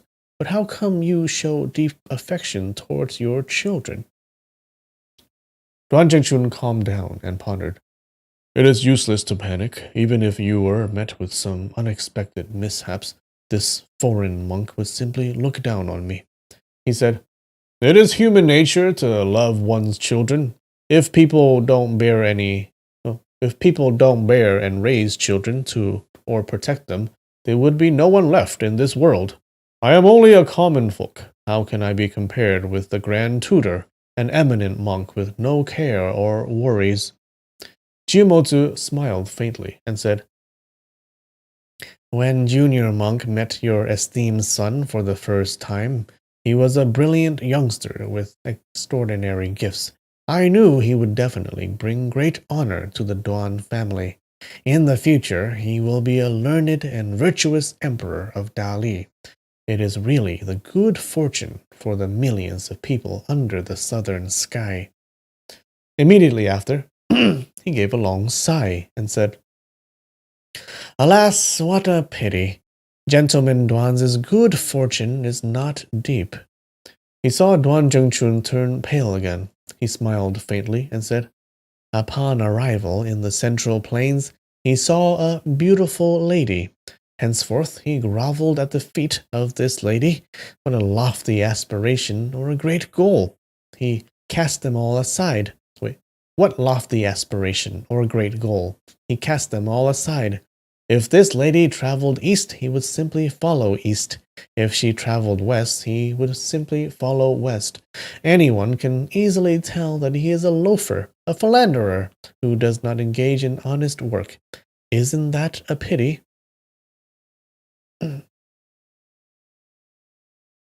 He heard hee-hee sound. Someone laughed out loud. It was a female voice. Everyone turned towards the direction of the sound. Unexpectedly, it was a middle-aged man with a wretched appearance. This person was Rong Xingju. For the past 2 years, she had been accompanying Duan Zhengchun. Wait, do we know her?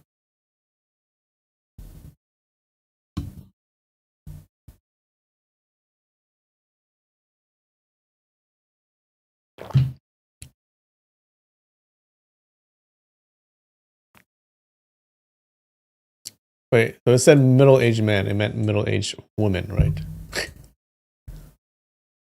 When Duan Zhengchun rushed to Shaolin Temple, she also followed. She knew Shaolin's regulation. Okay, I see. She's in disguise. She knew Shaolin's regulation does not allow females to enter. Thus, she disguised herself as a man. Her appearance and manner utterly convincing, definitely not like the 4 sisters from Vulture Palace.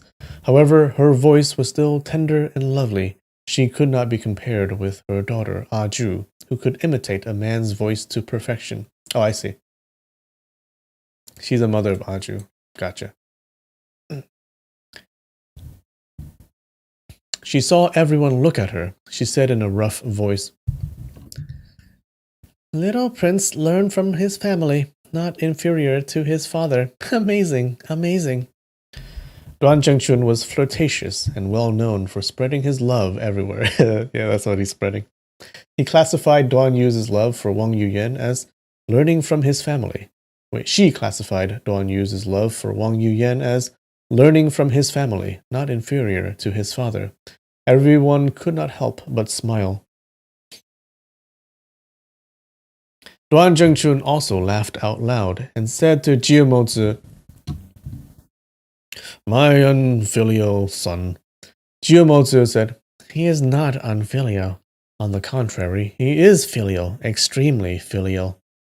Duan Zhengchun knew he was ridiculing his lascivious nature. He did not take offense and simply said, I don't know where he is currently, Grand Tutor. Are you aware of his whereabouts? Please let me know. Jiumozi shook his head and said, Gentleman Duan cannot extract himself out of his infatuation. His yearning made him thin and haggard. When this junior monk saw him again, he was emaciated, malnourished, and sickly. It is difficult to say if he is dead or alive now. Suddenly, a young monk walked towards Duan Zhengchun. He bowed respectfully and said, Prince, please don't be overly anxious. Third younger brother is glowing with health and vigor. He is in excellent health. Duan Zhengchun returned the courtesy. He felt extremely odd.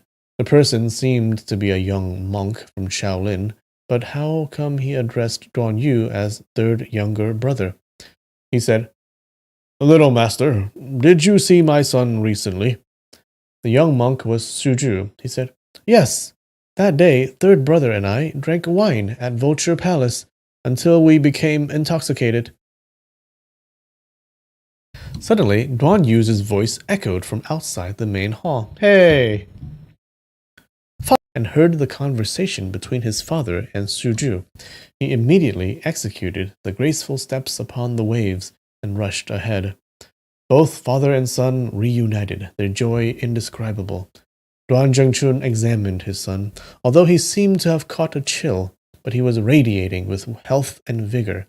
Definitely not what Jiumozi described as emaciated, malnourished, and sickly, neither dead or alive.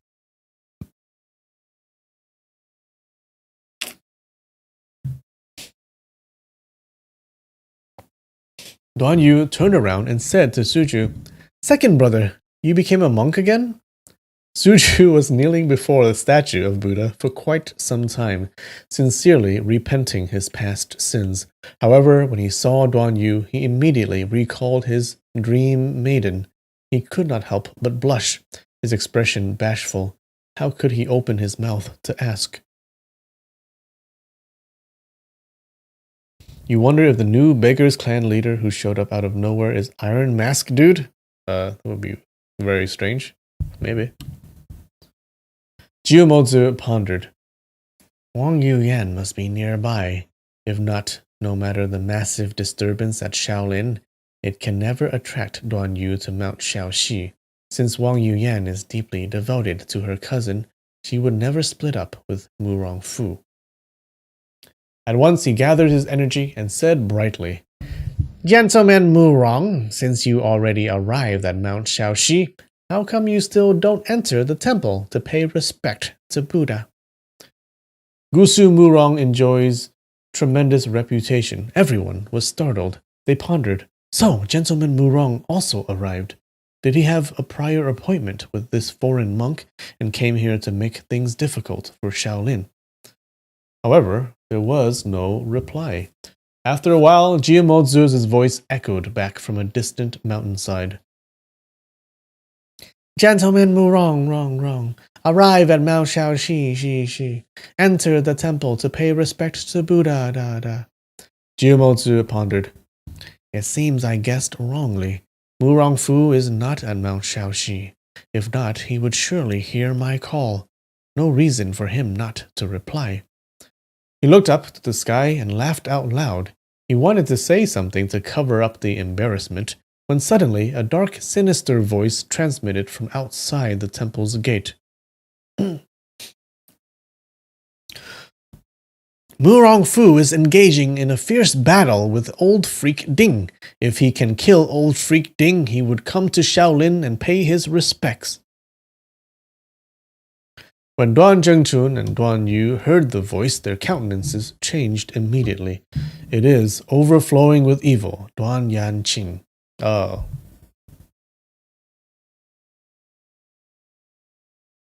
Guys like my echo? Thank you. Immediately after, a person wearing green robes, hands leaning against a pair of steel crutches, Duan Yanqing entered the temple's main hall. Well, everyone is here. The entire cast. He was followed by No Evil Left Undone, Yu Erniang, fierce deity and evil devil, crocodile deity of the southern sea, thoroughly fierce, evil to the extreme, Yun Zhonghe. The four great evils, they all arrived. Divine Croc. Ah, I'm so glad he's here. Zhuanzi did not differentiate between good and evil when hosting guests. He treated them all with equal courtesy and respect. Although Shaolin's regulation does not allow for female guests, when Abbot Zhuanzi saw Yu Erniang, he was startled for a moment, but did not voice any objections. The crowd pondered. There are friends and enemies on both sides, quite a number of female heroes.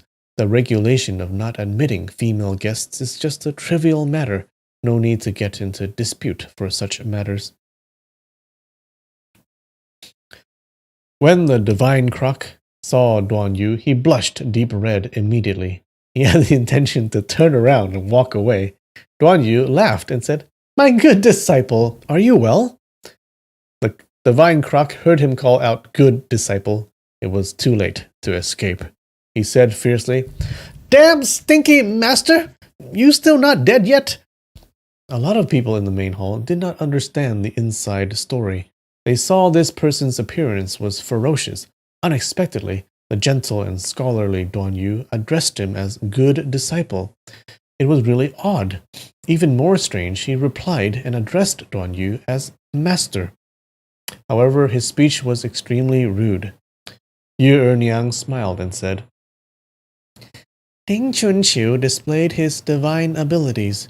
Mu Rongfu is completely helpless against his assault. Everyone, do you want to go see the exciting fight? Duan Yu yelled out, "Aiya!" He rushed out of the main hall immediately. Previously, Mu Rongfu, Deng Baichuan, Gong Yugan, Bao Butong, Feng Boe, Wang Yuyan, 6 of them managed to leave Misty Peak. Mu Rongfu felt they snuck into Vulture Palace and got involved in a huge internal strife for no reason. His plan and schemes amounted to nothing. He was downcast and felt really embarrassed. Only Wang Yuyan was laughing and smiling. The happiest moments on earth was being able to accompany her cousin. The 6 headed east to the Central Plains, and after noon they passed through a dark and gloomy forest. Feng Boe suddenly shouted out, "The air reeks of blood!"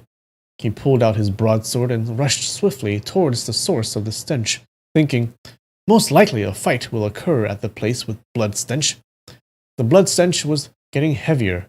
Unexpectedly, around 10 corpses lay in a disordered fashion before his eyes, their weapons scattered in all directions. Their blood had yet to dry.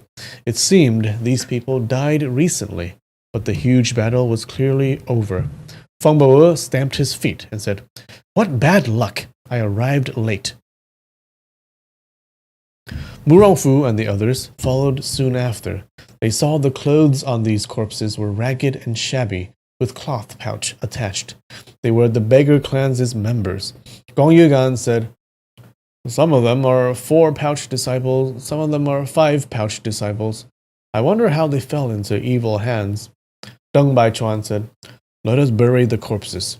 Gong Yugan said, "Precisely. Young master, Miss Wang, please rest by the side." He picked up an iron rod on the ground and started digging. Suddenly, someone groaned from among the pile of corpses. Wang Yuyan was greatly alarmed. She grabbed Mu Rongfu's left hand. Feng Boe rushed forward and shouted, "Old chap, you still not dead yet?" A person sits... I think I made him too happy. "Old chap, you still not dead yet?" A person stood up slowly from the pile of corpses and said, "Not dead yet, but nearly there." The person is a 50-year-old beggar, his hair grizzled, face and chest covered with bloodstains, his expression terrifying. Feng Boe quickly took out a healing pill and fed it to him.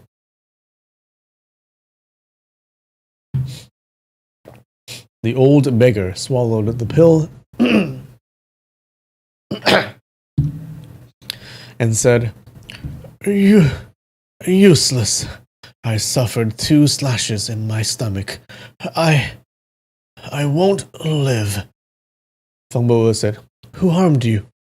The old beggar shook his head and said, "I am really ashamed. It is an internal strife within the beggars' clan. There's a civil war. Fang Bo, Bao Butong, etc., all of them cried out in surprise. The old beggar said,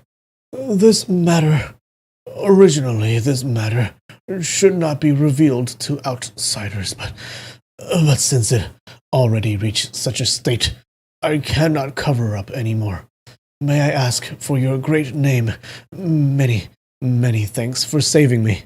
Alas, the beggar clan members massacre one another. They really fall short compared to total strangers. Just now I heard you want to bury the corpses. You are heroic and humane. This old man is extremely grateful.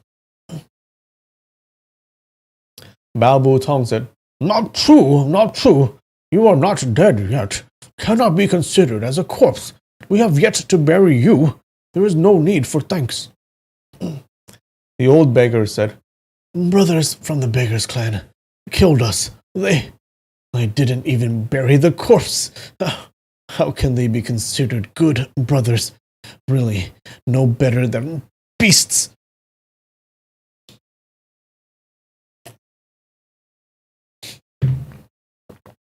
Bao Butong loved to debate.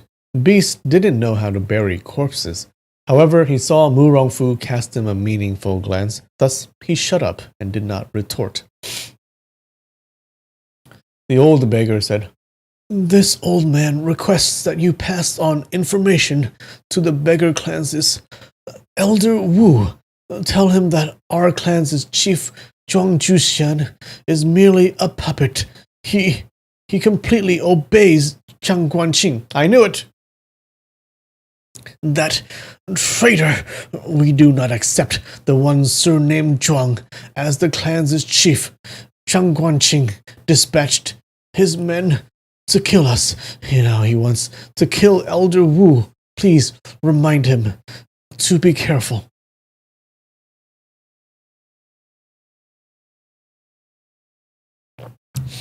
Mu Rongfu nodded his head. He pondered. So that is what happened.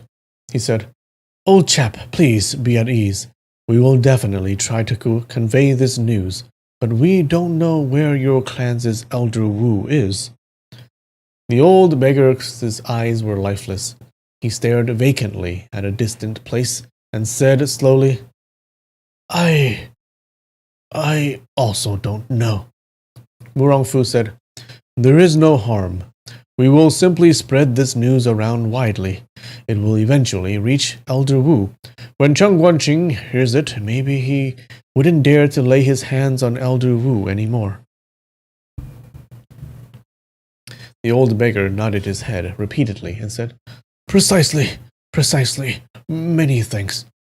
Mu Rongfu inquired, Your new chief of the beggars' clan, Zhuang Juxian, where did he come from? We are ignorant and ill-informed. This is the first time we heard his name. The old beggar said angrily, This iron-head boy. Oh my god, who guessed that? Was that Lady Koi? You're so right.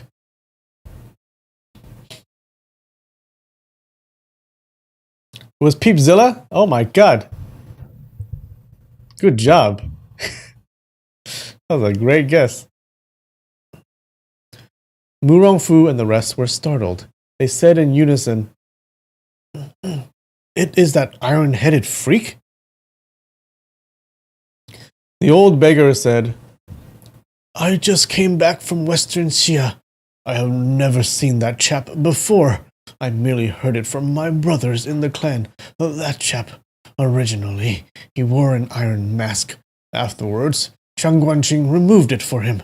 His face, it is really more unsightly than demon. Oh, he's no longer wearing an iron mask. He must love Zhang Guanqing now.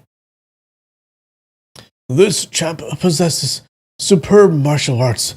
A few months ago, at our clan's general assembly in Hunan, everyone gathered to elect a new chief. We argued endlessly. Eventually, we came to an agreement to select based on martial arts. This chap killed 11 top experts from our clan. He became the chief. Many of our brothers are not convinced. Chang Guanxing, that traitor. His voice was getting softer and softer.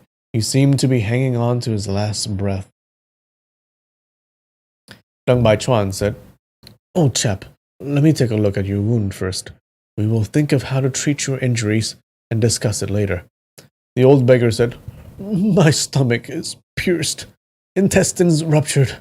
Many thanks, but..." He inserted his hand into his bosom to reach for something, but he could not summon the energy. He said, "I have to trouble." Gong Yugan knew his intentions and said, "Sir, you wish to get something?" The old beggar nodded his head. Gong Yugan fished the items out of his bosom and spread it on his palm. Flint, concealed weapon, medicine, ration, broken silvers, truly quite a number of items, all of them covered with blood. The old beggar said, I won't make it. This piece of document, it is extremely important. I earnestly request benefactor to deliver to any beggars clan's elder. Just don't give it to that iron-head chap and that traitor, Chang Guanxing. I offer you my thanks."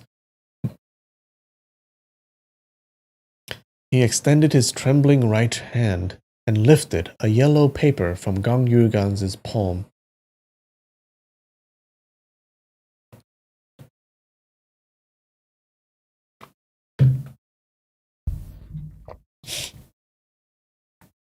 Mu Rongfu said,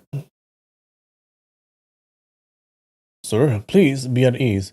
If your injury is truly difficult to heal, we promise to deliver this document to your clan's elders." As he finished speaking, he took the yellow paper. The old beggar said, "I am surnamed Yi, named Da Biao. I have to trouble you. I came from Western Xia. This is a notice from the Emperor of Western Xia to recruit a son-in-law. This matter is extremely important. It concerns the fate and safety of the great Song. I only just returned to the Central Plains and met with this wicked scheme. I only hope to meet with Elder Wu. Tell him, who would have imagined? Imagine I can't see him anymore. I hope Sir can take into the account the lives of millions of common people. Common people. Common people." He said common people 3 times. He could not summon his breath. The more anxious he became, the more difficult it was for him to speak. Suddenly he spurted a huge mouthful of blood. His eyes flipped over and caught Mu Rongfu's refined appearance. Someone came to his mind. He inquired, "Sir, who are you? Are you Gusu? Gusu?" Mu Rongfu said, "Correct. I am Gusu Mu Rongfu." The old beggar was startled and said, You are a great enemy of our clan." He extended his hand to forcefully grab the yellow paper away from Mu Rongfu. Wait, Losh. Now I finally reveal it. The manor where the Iron Mask Boy comes from is called Juxian, and manor in Chinese is Zhuang. He just made up a name by reversing his manor's name. Oh, gotcha. Wait, he's Zhuang Juxian. So his name, he's just flipped. So Juxian. I'm so confused. Okay. Oh, sorry. It was the Juxian Manor, and manor in Chinese is Zhuang. Gotcha.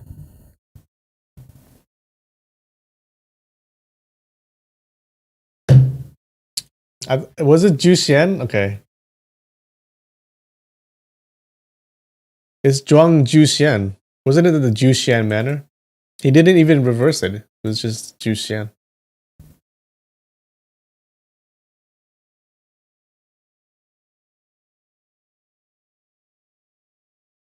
It was Juxian Zhuang to Zhuang Juxian. Oh, I see. Gotcha.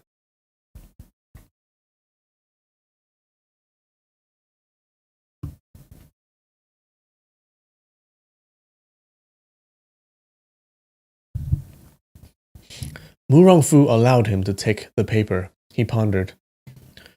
The Beggars Clan has always suspected me of causing the death of Chief Ma Da Yuan. Although the rumors faded somewhat, but this person still firmly believes I am the culprit. He would die soon. No need to bicker with him. The old beggar exerted force in his pair of hands. He wanted to tear the yellow paper. Suddenly, both his legs straightened up. He spurted blood wildly. He met with a violent death. Feng Bo pried open the old beggar's fingers and retrieved the yellow paper. Many complicated foreign texts are written on it. At the end, there was a huge stamp. Gong Yugang was fairly knowledgeable in writings from other countries. He looked through the document from the start until the end and said, Sure enough, the Emperor of Western Xia is putting a notice to recruit a son-in-law. The text says the Princess Yun Chuan of Western Xia is of marriageable age. Oh, she is the dream maiden. The emperor wishes to select a person well versed in literature and martial arts, handsome, elegant, and unmarried young man to be his son-in-law. The selection date is set at the next year, 3rd month, Qingming festival. No matter the nationality, as long as the person is a first-class talent, he may come forth to visit, and the emperor will be pleased to welcome him. Even if he does not get selected, he may also be hired based on his talents, conferred official ranking, and bestowed gold and silver.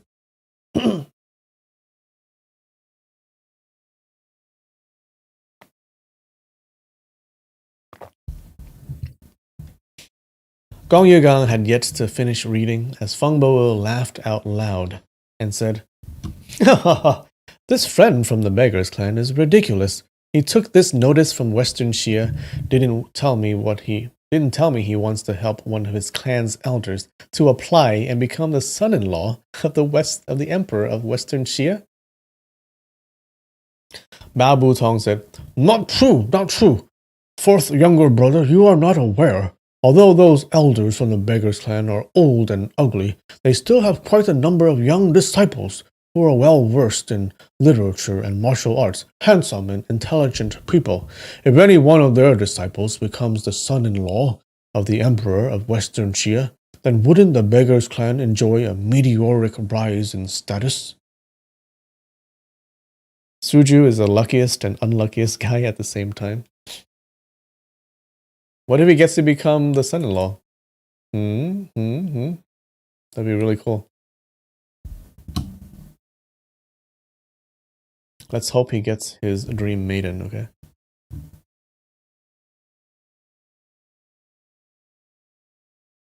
Deng Baichuan knit his brow and said, It is said that heroes from the Beggars Clan do not seek riches and honor. How come this Yi Da Biao lust after such glory?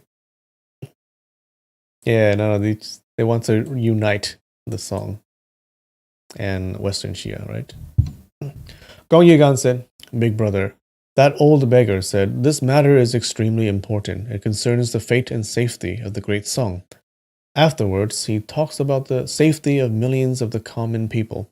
Maybe he is not talking about seeking riches and honor for the Beggars Clan. Bao Butong shook his head and said, Not true, not true. Gong Yugan said, Third younger brother, you have a wise opinion again? Bao Butong said, Second brother, if you ask me if I have any wise opinion again. From the word again, obviously, I already revealed my wise opinion. However, I did not reveal any wise opinion. It clearly shows that you do not think I have any wise opinions. You ask me if I have a wise opinion again. But what you are truly asking is, Old Bao the Third, are you talking nonsense again? Correct? Although Feng Bo liked to fight, he didn't fight with his own brothers. Bao Butong liked to debate. However, he did not differentiate between relatives, senior or junior. As long as one sentence does not suit his taste, he would simply argue and debate endlessly. Gong Yugan was well aware of his temper. He smiled faintly and said, Third younger brother revealed quite a number of wise opinions in the past. The word again, it's truly inviting another wise opinion from you. Bao Butong shook his head again. Not true, not true. You are hiding a smile while talking. Your intentions are not sincere. He wanted to continue speaking, but Deng Baichuan interrupted his speech and said, Third younger brother, Yi Dabiao took this notice from Western Xia. He solemnly requests us to deliver it to his clan's elders. In your opinion, what is his intention?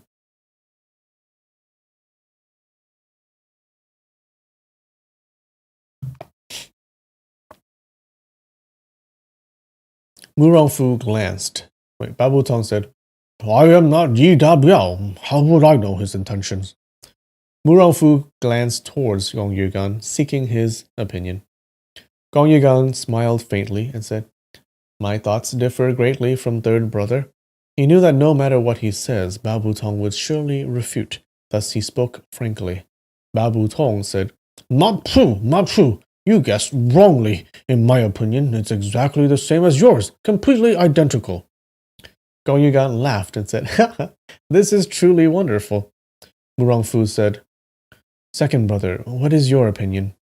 Gong Yugan said, In this current age, Great Liao, Great Song, Tubo, Western Xia, Dali, 5 nations with equal power, other than Dali, which is secluded at the southern borders, aloof from worldly affairs. The other 4 nations all have intentions to swallow each other and annex the land under heaven. Bao Butong said, Second brother, you are wrong. Although our great Yan does not occupy any territory, but young master is constantly thinking about restoring the Yan. How you know the great Yan wouldn't be able to return to our former awe-inspiring glory, the complete restoration of great Yan?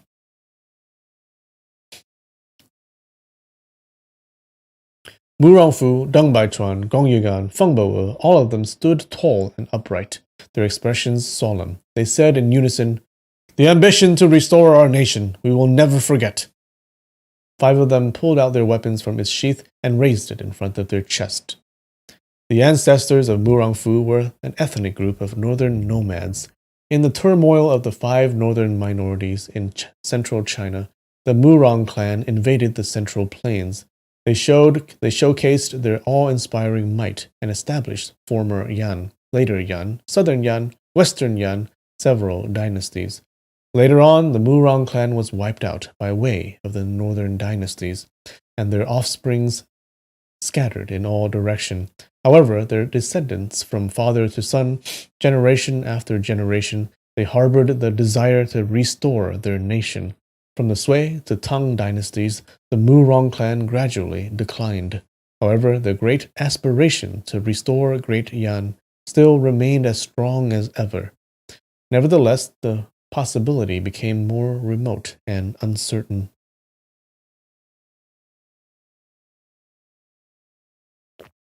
Is Mu Rongfu going to become the son-in-law? Yeah, he probably wants to do that, right? Oh, he's gonna compete with Suju. I want to see that.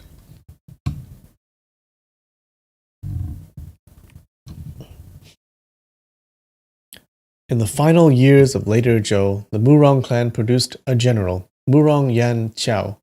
His might and prestige unparalleled, and within his clan there was a martial arts prodigy, Murong Longcheng. He created the profound art of the star-shifting movement, his skills unrivaled, renowned throughout the world.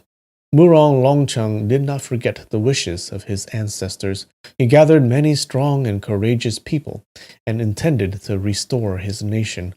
However, what was long divided must unify. Zhao Kuangyin established the Great Song. The world stabilized and the people desired peace. Although Murong Longcheng possessed strong martial arts, he was unable to make an impact and met his end eventually.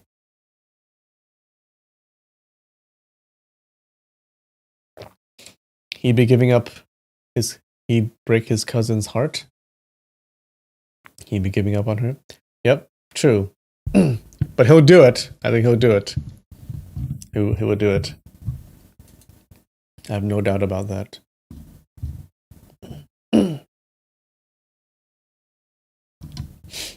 After several generations, the Murong clan was passed down to Murong Bo.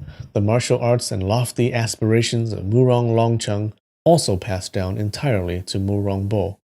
To restore the great Yan in the Song dynasty was to start a rebellion. Thus Murong Bo gathered wealth, provisions, and people in secret. He did not let out the slightest bit of news. The Murong clan harbored lofty ambitions, their conduct vastly different from common martial artists. In the eyes of others, they were extremely unpleasant. In addition, with their returning you with your own move reputation, they are feared and hated.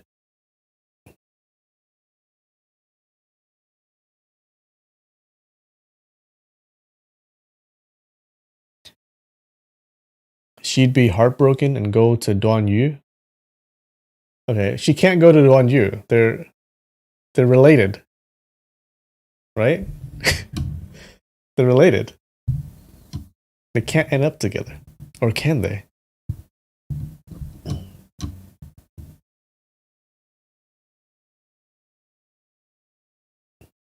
Nomads from the northern part of the country were brave, heroic, and imposing. In order to lie low and stay out of trouble, the Murong clan changed their location to a water village in Jiangnan, Suzhou. The area was considered to be elegant and refined, thus they avoided unnecessary attention. Deng Baichuan and the rest were Han people. For successive generations, they had always been the henchmen of the Murong clan. Thus they also adopted the ambition of restoring Great Yan. In the wilderness there were no people around. They could not restrain themselves and drew out their swords, their excitement and passion bursting forth. Wang Yuyan, however, turned around unhurriedly and walked away slowly. She kept a far distance away from them. Her mother had always opposed the Murong clan's intention to revolt. She felt the notion of becoming king or emperor was merely the wishful thinking of the Murong clan. Their ambition was hopeless and destined to face extermination of the entire clan. Although both families were closely related, however, due to verbal disagreement between Madame Wang and Madame Murong, their hostility deepened. Thus, for the past few years, Madame Wang forbade Murongfu from visiting. She voluntarily sought to live in seclusion at the deepest part of Ling Lake, unwilling to have any engagement with the Murong clan.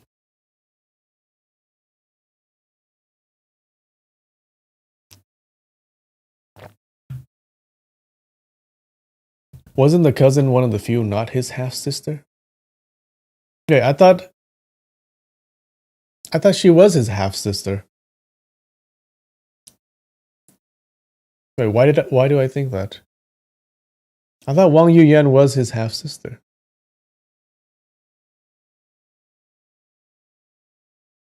No?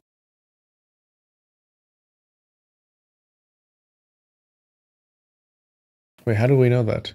I forgot. Maybe they led us to think that she's his half-sister, but she's actually not.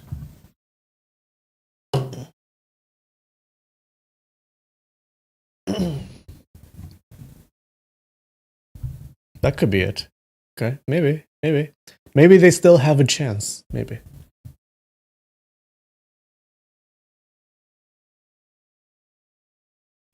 Gong Yigang glanced at Wang Yuyan's shadow and said, Liao and Song are in a state of war for many years. Although Great Liao has the upper hand, but they don't have the capability to exterminate the Song nation. Western Xia and Tubo reside at the western frontier. Both countries possess hundreds and thousands of elite troops. Great Song will face certain destruction if either side provides assistance to Liao. Similarly, Liao will be wiped out if they assist the Song nation. Feng Bo said loudly, Second brother's words are logical. The Beggar's Clan has always been loyal to the Great Song.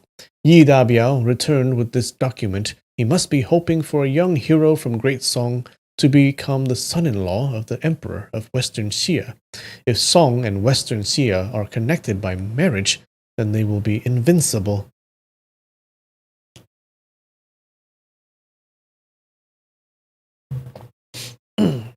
Okay, yeah. Yeah, and Mu Rongfu does not want this. No. Yep, he is going to become the son-in-law, or try to be. Oh no. So bad for that Beggar's Clan guy to run into these dudes. Gong Yigan nodded his head and said, "They truly will become invincible. Great Song possesses a huge population, their wealth and provisions abundant. Western Xia possess an elite military force. They are brave and good at fighting. If these two nations allied and joined forces, Great Liao and Tu Bo will not be able to resist. Naturally, Da Li will be crushed as well. In my opinion, after Song and Western Xia joins forces, the first step is to annex Da Li. The second step is to attack the Liao nation." Deng Baichuan said, "Yi Da Biao is counting his chickens before they hatched. Nevertheless, if it really happens, Song and Western Xia will become allies through marriage, and they can achieve success easily. Liao, Tubo, Dali, various nations, once they learn about this news, they will surely try to sabotage." Gong Yigan said, "Not only try to sabotage, maybe they will think of ways to marry this princess from Western Xia." Deng Baichuan said, "I wonder if this princess is pretty or ugly, sweet-tempered or barbaric." Bao Butong laughed loudly and said, "Elder brother, you think too much. Don't tell me you want to try to win the princess's hand in marriage and become the son-in-law of the emperor of Western Xia." Deng Baichuan smiled and said, if your brother Deng is younger by 20 years, martial arts 10 times stronger, more handsome by 100 times, then I will fly to Western Xia immediately." His expression turned solemn immediately and said, "We conspired for several hundred years to restore Great Yan. All along it was unrealistic. We achieved nothing. Ultimately, it is due to a lack of a strong and powerful ally. If our Murong clan becomes in-laws with Western Xia, once we make a move, Western Xia will send reinforcement immediately. Is there anything we cannot achieve?" Gong Yugan said, "Precisely. During spring and autumn period, Qin and Jin are linked by merit. Jin Chong'er lost his nation and went into exile. Duke Mu of Qin dispatched an army to assist Jin. Chong'er became Duke Wen of Jin and established political hegemony." Bao Butong liked to debate, twist words, and make up fallacious arguments. Unexpectedly, when he heard Gong Yugan's speech, he nodded his head repeatedly and said, "Correct! As long as this matter is beneficial to the restoration of Great Yan, then I don't care if the princess of Western Xia is pretty or ugly, good or bad, as long as she agrees to marry me, old Bao. Even if she is an old pig, old Bao will still stay firm and marry her." Everyone laughed out loud. They shifted their gaze towards Murongfu. Murongfu was astute. He knew the four of them want him to go to Western Xia and take part in the selection to become the emperor's son-in-law. With regards to appearance and character, literary and martial arts talent, in the present age, there isn't a young man who was comparable to him. He knew he had a 70 to 80% chance of succeeding if he goes to Western Xia to ask for the princess's hand in marriage. However, if the emperor of Western Xia emphasized on family background, although he may be a noble descendant of Great Yan, ultimately his nation had long declined to nothing. He was merely a commoner in Great Song. If Great Song, Dali, Great Liao, and Tubo send their princes and marquises to seek marriage, he would surely lose out due to lack of nobility status. Mu Rongfu thought for a long time and glanced at the piece of document.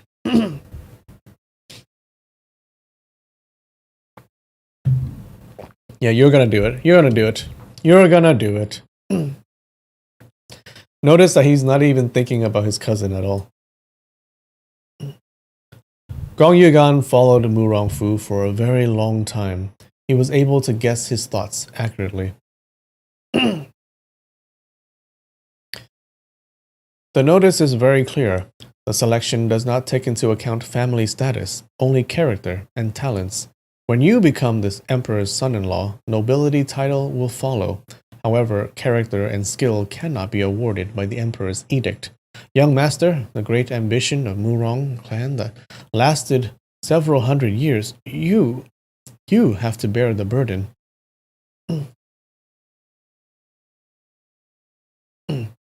When he was nearing the end of his speech, he became agitated. His voice trembled.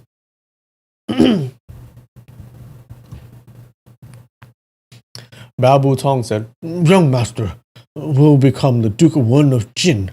We four brothers will be Hu Mao, Hu Yang, Jia Zi Tui."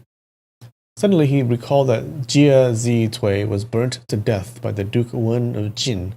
The matter was not too auspicious, thus he laughed and shut up immediately. Mu Rongfu's expression was pale, his fingers trembling slightly. He knew this was a once-in-a-lifetime golden opportunity. When a princess looked for a partner, the emperor will usually let the chancellor be the matchmaker. Minster, who rendered the outstanding contribution, or descendants of aristocratic family, will usually be selected to become the emperor's son-in-law. The emperor will never issue such notice and make the selection public. Mu Rongfu could not help but gaze towards Wang Yuyan's shadow. She was, finally thinking about her.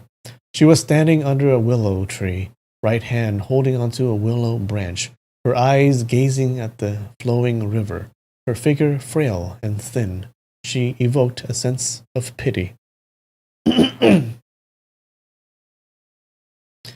Naturally, Mu Rongfu was fully aware of his cousin's devoted love towards him. Although his aunt and parents were at odds and forbade them from seeing each other, she is a delicate maiden without any martial arts, yet she ran away from home without hesitation, drifting aimlessly to look for him. This kind of affection is truly rare in this world. Mu Rongfu traveled around the world. He focused entirely on restoring Great Yen. He couldn't even concentrate on practicing martial arts. As for the relationship between men and women, he had even less regards for it. However, his cousin is beautiful and virtuous, well acquainted with martial arts theory. She was devoted to him. How could he remain indifferent? To suddenly ask him to abandon her and propose marriage with a princess he never met before, although he knew the outcome was inevitable, he still couldn't bear to do so.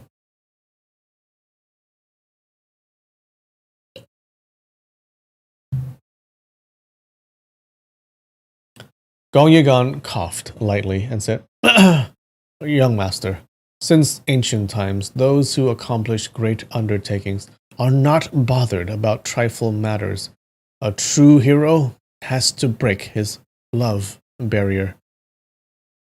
Bao Butong said, "Great Yan must be restored, young master. When you become the emperor, the life of the emperor and his harem, won't it be enough? Princess of Western Xia will be the empress. Miss Wang, she will become your imperial consort, a warm and virtuous concubine. If young master is biased towards her and dotes on her more, who dares to question you?" Normally, Bao Butong liked to argue and bicker with others, but now they were discussing important matters. Unexpectedly, his speech became clear and logical. Mu Rongfu nodded his head. When his father was still alive, he exhorted repeatedly, other than restoration of the great Yan, he should not concern himself with other matters. For the sake of restoring great Yan, father and elders could be killed, children massacred, relatives and close friends abandoned. As for male-female relationship, there was no need to even bother. Although Wang Yuyan was deeply devoted to him, all along he treated her as a younger sister. there was really no special feelings. Although he had long set his mind in marrying her, he rarely thought of such matters, as he felt it was to be expected. No need to worry too much. As long as he could accomplish his great undertaking, it would be like what Bao Bu Tong has said. His cousin will become an imperial concubine in the future, and he would simply dote on her more. Once he rationalized this, he no longer concerned himself with Wang Yuyan.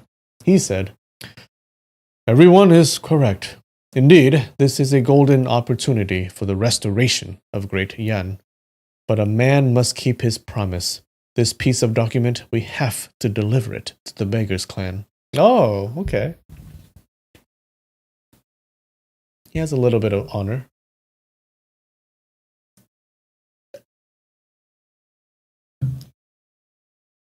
He sees her as sister, yet he wants to marry her.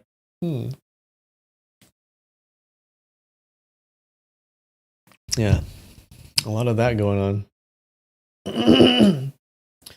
Deng Baichuan said, "Correct. Not to mention, there isn't anyone in the Beggars clan who is comparable to young master. Even if there is one, we cannot hide this document and become shameless scoundrels." Fang Bo said, "Of course. Elder brother, second brother will escort young master to Western Xia. Third brother and I will deliver this document to the Beggars clan.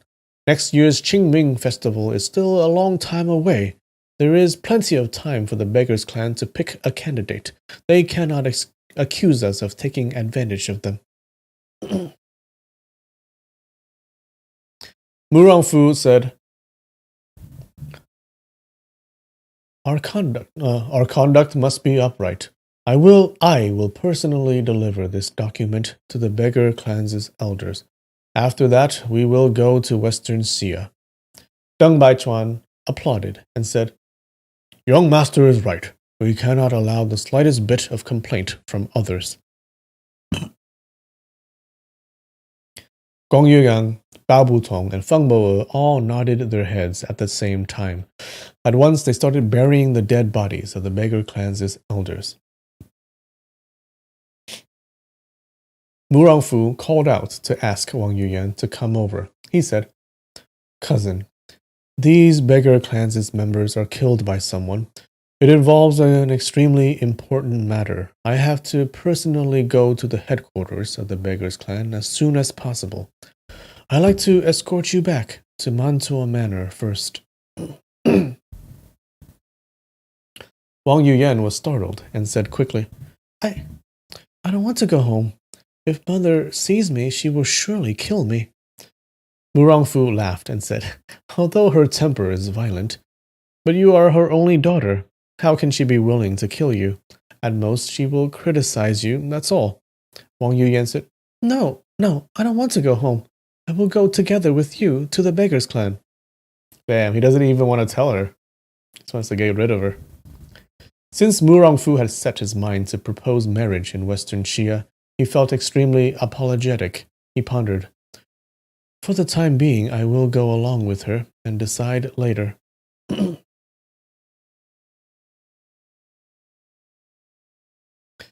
He said, "You are female. It is not appropriate for you to roam around Jianghu.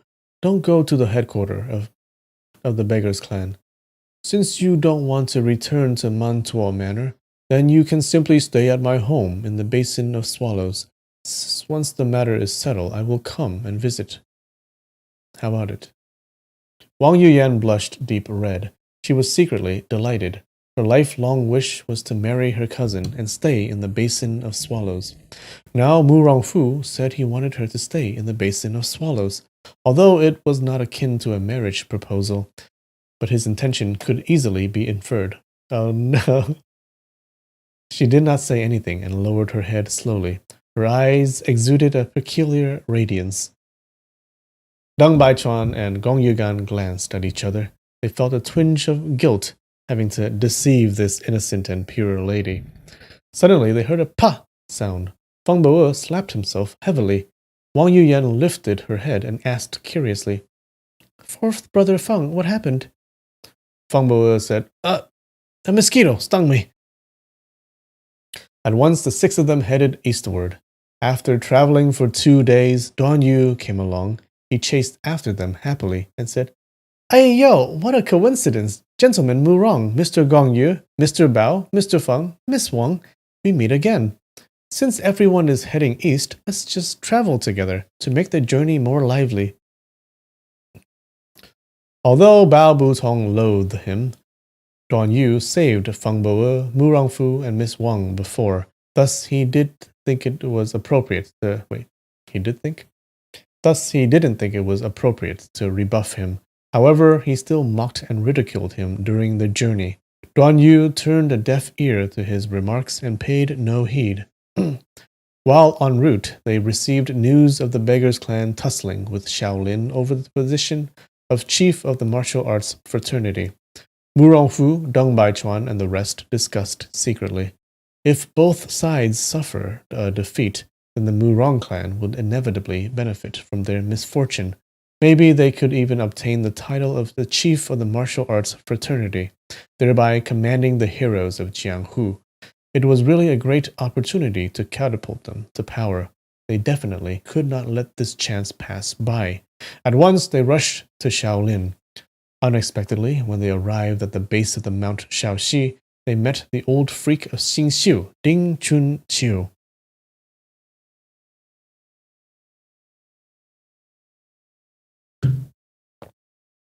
For the past few months, Ding Chunqiu expanded his sect greatly and recruited many disciples, regardless of their criminal or unorthodox ways. As long as they were willing to join his sect and listen to his orders, he would welcome them. Within a few months, many bandits and evil people in the Central Plains flocked to his sect. His fame and power flourished. Deng Baichuan, Gong Yugan, and Bao Butong was harmed by Ding Chunqiu in the past. Now they came across each other again. Seeing his huge swarm of disciples, they were inwardly afraid. Feng Bo, however, was fearless. He did not say much and simply rushed into the enemy ranks and started fighting with Xingxiu disciples. Duan Yu wanted to accompany Wang Yuyan and leave. However, Wang Yuyan was concerned about her cousin. She refused to leave. The crowd of Xingxiu disciples rushed in like a tide. At once, Mu Rongfu and company were drowned out by them.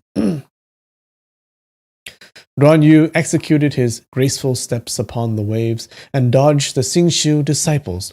Immediately after, he heard his father's voice and rushed to the temple to meet him. Afterwards, he heard Yi Erniang and Mu Rongfu were completely helpless against the enemy's assault. He pondered, "I have to carry Miss Wang out of danger." He rushed out quickly. And that's it. Whew, that was long. I read a lot. Good chapter. Did you guys like it?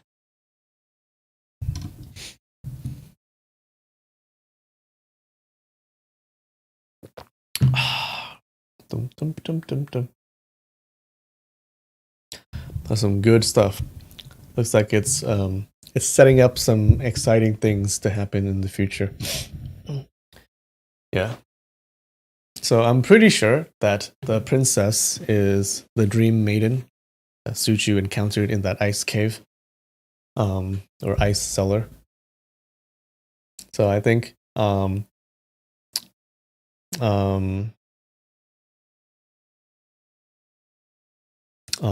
I think Mu Rongfu is going to fight against Suju, and they're going to compete. Okay, it's probably going to be a martial arts competition, at least. So it's going to be exciting.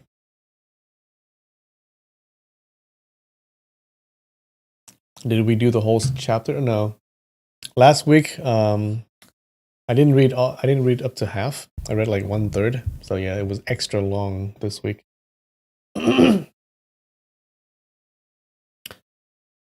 Dum dum dum. All right, guys. Some good stuff. Cheers.